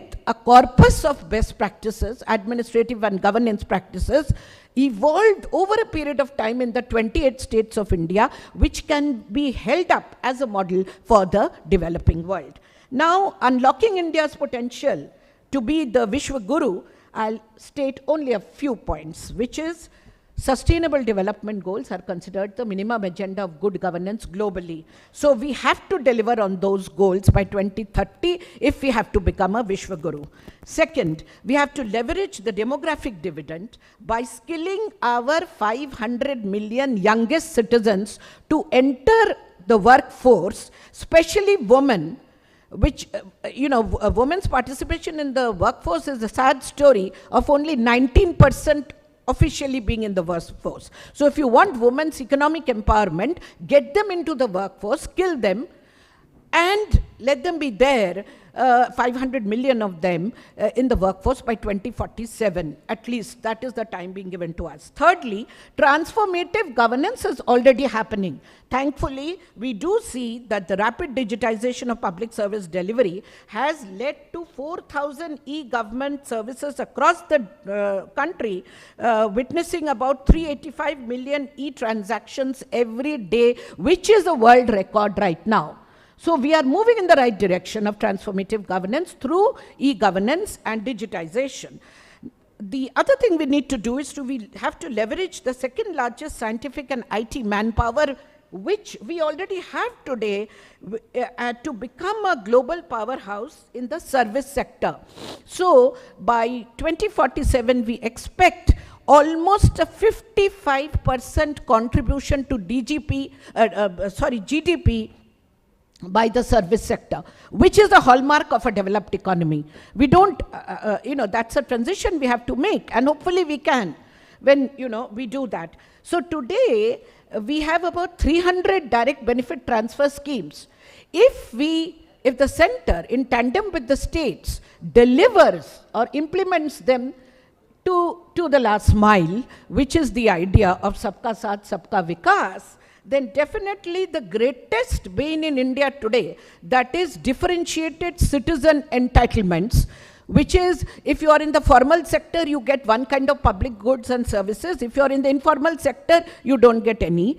Then if you are in certain states of India, you are likely to get a better package of public goods and services than if you are in another state of India. So this is what I call differentiated citizen entitlements. So this needs to be bridged by a better implementation with, in collaboration center with the states. So therefore, I believe that with the highest savings rates that we have in the developing world, a first-class civil service, a first-grade scientific and technical manpower, and a storehouse of good governance practices, which we can really share with the developing world, we can enter the knowledge economy with evidence and data-based policy making, with again a fully literate and skilled young population in 2047. That will be a radical transformation of our economy and governance in a way that we can truly call ourselves the Vishwaguru of good governance, and giving to the world, I would say, a democratic governance model which is eco-friendly, humane, and definitely maybe slow and steady, yet a better model than, let's say, China's. So if India has to give a democratic good governance model, then we have to have a strong, agile, anticipatory governance framework in place, which will not only perform, but anticipate certain kind of, let's say it could be a disaster or any kind of other probability, and we don't react. We just don't react. We have a response mechanism in place. That is agile, anticipatory, good governance. That is the model we need to propagate. So I will end with what the famous World Bank economist, Lant Pritchett, who a couple of decades ago said, that India is definitely not a failing state, but a flailing state, which means that we do have world-class measures of governance in place in some areas, but we have underperformed in other aspects, mostly in public service delivery in sectors like health, education, and sanitation. Today, I have to say that we have improved on all fronts hugely. And therefore, I'm optimistic, and I say this with conviction, that we can truly become a Vishwaguru as the world's only democracy which has transited from a soft state to a hard one by demonstrating that only democracies can deliver slow but steady and sustainable good governance. One last point, which I often say in my lectures, is that we've all heard about the children's fables in which there is the story about the hare and the tortoise. And we know who wins the race in the end. So when we are debating India and China, as we do that in our public discourses most of the time, India and China are being compared. If we are to offer, the Chinese are offering their model to the rest of the world, we should offer our model by saying that look who won the race at the end. And it is only and only the democratic good governance model which is sustainable, can be an exportable model to the rest of the world in the 21st century. And I say this with a lot of conviction. Thank you. Thank you, Rukmini ji. That's wonderful to hear about the Bharat, Vishwaguru, what is the strategies India has to follow? Let me begin the, so with the, we are running short of time, so I got a message. So we'll conclude the session with your closing remarks. We'll start with Rukmani Basuji. Maybe you can take a minute and then conclude the session. Just wanted to understand what could be the role of women's in the governance in the future, because we see now the role of women is increasing in the present government. They are also entering the parliament, legislative, executive and judiciary. So how do we look India, that is Bharat, embracing the woman power, Nari Shakti, in the days to come, and then the strategies? I think the women's exclusion from political participation as well as in decision-making bodies and also in the workforce is a stark reminder, and I'm thankful you brought up this question, because the women's question of participation, as I said, in economy and politics, is a sad story of exclusion. The figures will tell you, there are all eminent people sitting on the dais who know that it's only 19% officially women are in the workforce according to our GDP estimates. And in other areas like political participation, it has still not crossed, I think, 14%. And of course, the Women's Reservation Bill in the state level, state legislatures didn't get passed.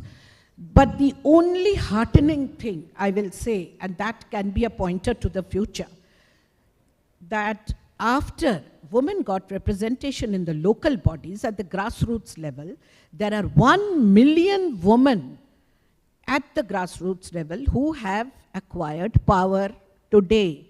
More than 1 million, I would say, and some states have reserved 50% seats for women in the panchayats, in urban and local bodies.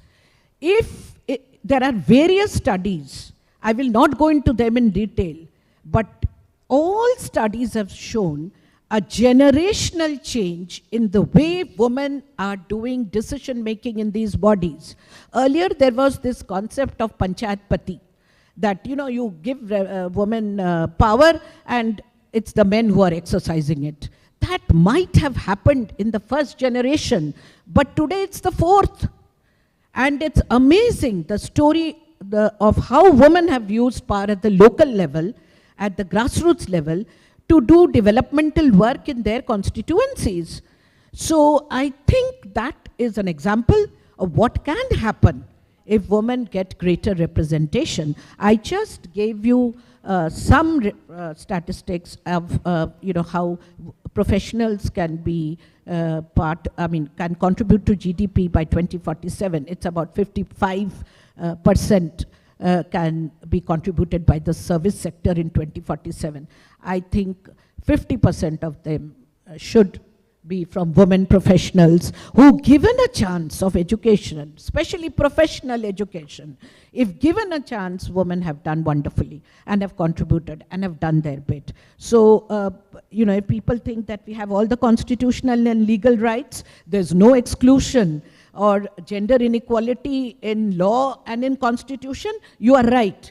There is no gender inequality there. We have it equally. All rights have been given equally with men. So no exclusion there. But over a period of time, in practice, we notice a serious exclusion, which needs to be bridged. And I'm sure once it is bridged, the contribution of women in all sectors of economy can be as substantive, if not more, than men. Thank you, Rukmani Basuji. In fact, everybody is waiting for a lunch. As Sri Ramakrishna used to say, before we give the knowledge, we have to give them food. So we'll just conclude the session with your closing remarks very shortly, Gopalakrishna Agarwal ji, and then subsequently Surendranath Tripathi ji. Thank you. मैं दो बातें यहाँ कहना चाह रहा हूँ कि आने वाले समय में जैसे इंडस्ट्रियल रिवोल्यूशन ने वर्ल्ड को लीड किया था, knowledge will lead the world, and India as a genetically evolution is well poised, और आपके उसमें भी है कि किस तरह से ग्लोबल टेक्नोलॉजिकल कंपनीज को Indians, most of them, Google, SAP और भी सारे हैं, माइक्रोसॉफ्ट, बहुत सारे हैं, अमेजोन, कई कंपनीज को ग्लोबल लीडर्स हम प्रोवाइड कर रहे हैं. तो we will definitely have a good chance to go that. और आपने एक क्वेश्चन पूछा था पंचायती राज का, बहुत इंपॉर्टेंट, वेरी शॉर्टली. हाँ, बस सिंपल बता कि वो कोड बहुत अच्छा इंपॉर्टेंट है. Panchayat is the empowering institutions, और वो इंस्टीट्यूट ऑफ कंपनी सेक्रेटरी ने वो जो कोड बनाया है, that is bringing good governance to the states. जो उनका डिजिटाइजेशन और कनेक्टिविटी हो रही है वो भी इम्पॉर्टेंट है. डिलीवरी मैकेनिज्म और ग्रास रूट लेवल पे लोकल गवर्नेंस को स्ट्रॉन्ग करने के लिए एक ऐसा ही बिल कॉरपोरेट लेवल पे कोड बनाया था, कॉरपोरेट एंटी ब्राइबरी कोड. उसका मेरे पास भी वो है, मैं डिस्ट्रीब्यूट भी यहाँ पे कर दूंगा, कि वह भी एक इम्पॉर्टेंट कॉरपोरेट सेक्टर में इंस्टीट्यूट का इनिशिएटिव था. Suo motu, how improve the corporate governance or good governance in the company secretary ecosystems. तो बहुत सारे initiatives हैं. Institute of Company Secretaries has a major role to play in the good governance on the economic front. So these are the issues I think definitely this seminar will take forward. Thank you. Thank you, Gopalakrishna Goyalji. And Suninath ji, your closing remarks very shortly. Ji. When you stand between food and thought, food always wins. Yes. And hungry mind is angry mind. I am aware of it, but nevertheless, since I have been directed to say something, I will certainly say. Friends, this is the age of aspiration. I give you one example. People want banking, they don't want bank. People want governance, they don't want government. People want efficient delivery of services at world-class level. It doesn't matter whether the state has capacity, or the state has means, or the people have taught, or people are prepared and capable of. So when this is rising aspiration of individuals, especially Indians, who are fairly mobile now, you saw in the morning, Minister has traveled 156 countries before becoming MP. Today there are Indians who are present in almost 180 countries. So they are sending not only their dollars, but they also send their governance structure here also. So short point is that if government doesn't perform or corporate do not perform, then they will be thing of the past. Because no institution, no company, no law, even no court has divine right to exist. If you are relevant, you will survive. If you are irrelevant, system will throw you out. In fact, I jokingly say, we lost our tails not because it was long enough, because we never needed it. अगर जरूरत पड़ती तो हमारी आज भी पूछ होती, कारण हम खानदान तो नहीं कहा है. Limited point of saying is that if we only digitize, we don't digitalize, and on top of it, we don't digitally transform ourselves, we will be becoming a dinosaur. Same thing is true for government, same thing is true for corporate, and much less for the corporate entities who have been hoodwinking the government here and there and surviving. Days are gone. Sooner or later, we will switch over to Web3, blockchains, and all those things. All these hera-fairy and hanky-panky will become thing of the past. Today, already the technology has enabled what you are doing, what you are thinking. And if AI and VR and AR have their way out, we will be much more surveillance than they have freedom and all those things. These looks scary, but they are the facts of life. If you are not prepared, you will be condemned of repeating it. But I would like to conclude, यही समय है, सही समय है, भारत का अनमोल समय है. Thank you very much. Thank you so much, everyone. It's a pleasure catching up with all of you. And we had a wonderful expert views on the Bharat, the Vishwaguru. I think there's a unique views that we had. I've not seen this kind of views coming up from the professionals and integrating with the vision of Institute of Company Secretaries of India. Thank you so much, all the panelists, and thank you to the leadership and the council members of the Institute of Company Secretaries of India for this wonderful program. Now it's time for the food. Thank you. 1 minute. We request you to please stay back. Vote of thanks. We are thankful to all our esteemed guests for coming here and making our day special with your remarkable presence. Thanks again. We are thankful to Shri Ajit Paiji, who has left due to some exigency. We were honored to have with us Shri Surendranath Tripathi ji and to listen to his words of wisdom. Sir, you talked about ancient Indian political wisdom and quotes, how meaningful they are in today's context also. We are thankful to you, sir, for having joined us today. It was honored to have with us Shri Gopal Krishna Agarwal ji. Sir, you mentioned about equality of power, freedom of speech. You talked about good governance ecosystem. Sir, you have enlightened us today with your words of wisdom. We're also thankful to Professor Rukmi Basu for enlightening us today. Ma'am, your address was truly inspirational. You mentioned about quality of institutes, democracy, models, idea of good governance. Thank you, ma'am, for guiding us all today. We were also delighted to hear CS M. Satyakumar. Sir, you mentioned about governance in true sense. You talked about Dharma Shastra, family governance, panchayat governance. Thanks for your influential address. And before we conclude, some great lines. खोल दे पंख मेरे कहता है परिंदा, अभी और उड़ान बाकी है, ज़मीन नहीं है मंजिल मेरी, अभी पूरा आसमान बाकी है. And now it's time to present Shaheed Ki Beti certificates to our distinguished guests. I request CS Preeti Grover to present Shaheed Ki Beti certificate to Shri Surendranath Tripathi ji. Ma'am, please.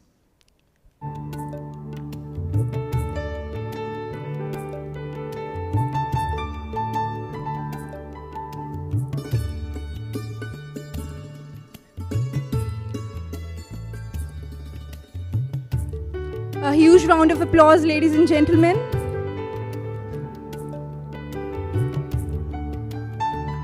I now request CS Rakesh Wadhwa ji to please come on the dais to present Shaheed Ki Beti certificate to Shri Gopal Krishna Agarwal ji.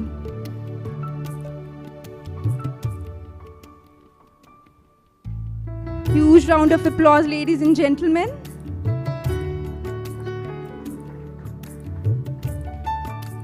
I now request CS SK Sakhuja ji to present Shaheed Ki Beti certificate to Professor Rukmi Basu ji.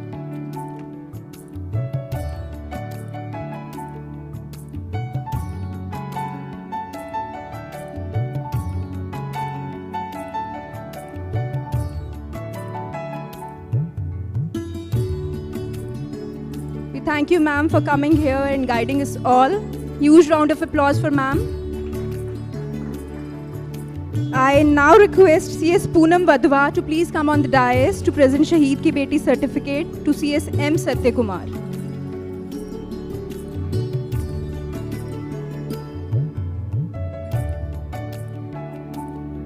We were delighted to have you here.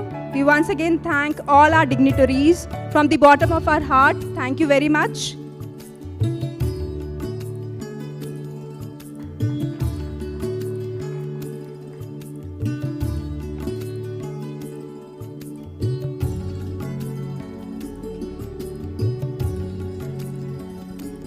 I now request, please stay back on the dais for a group photograph. You can also join Preeti ma'am, Wadhwa sir. Kukreja ji, please.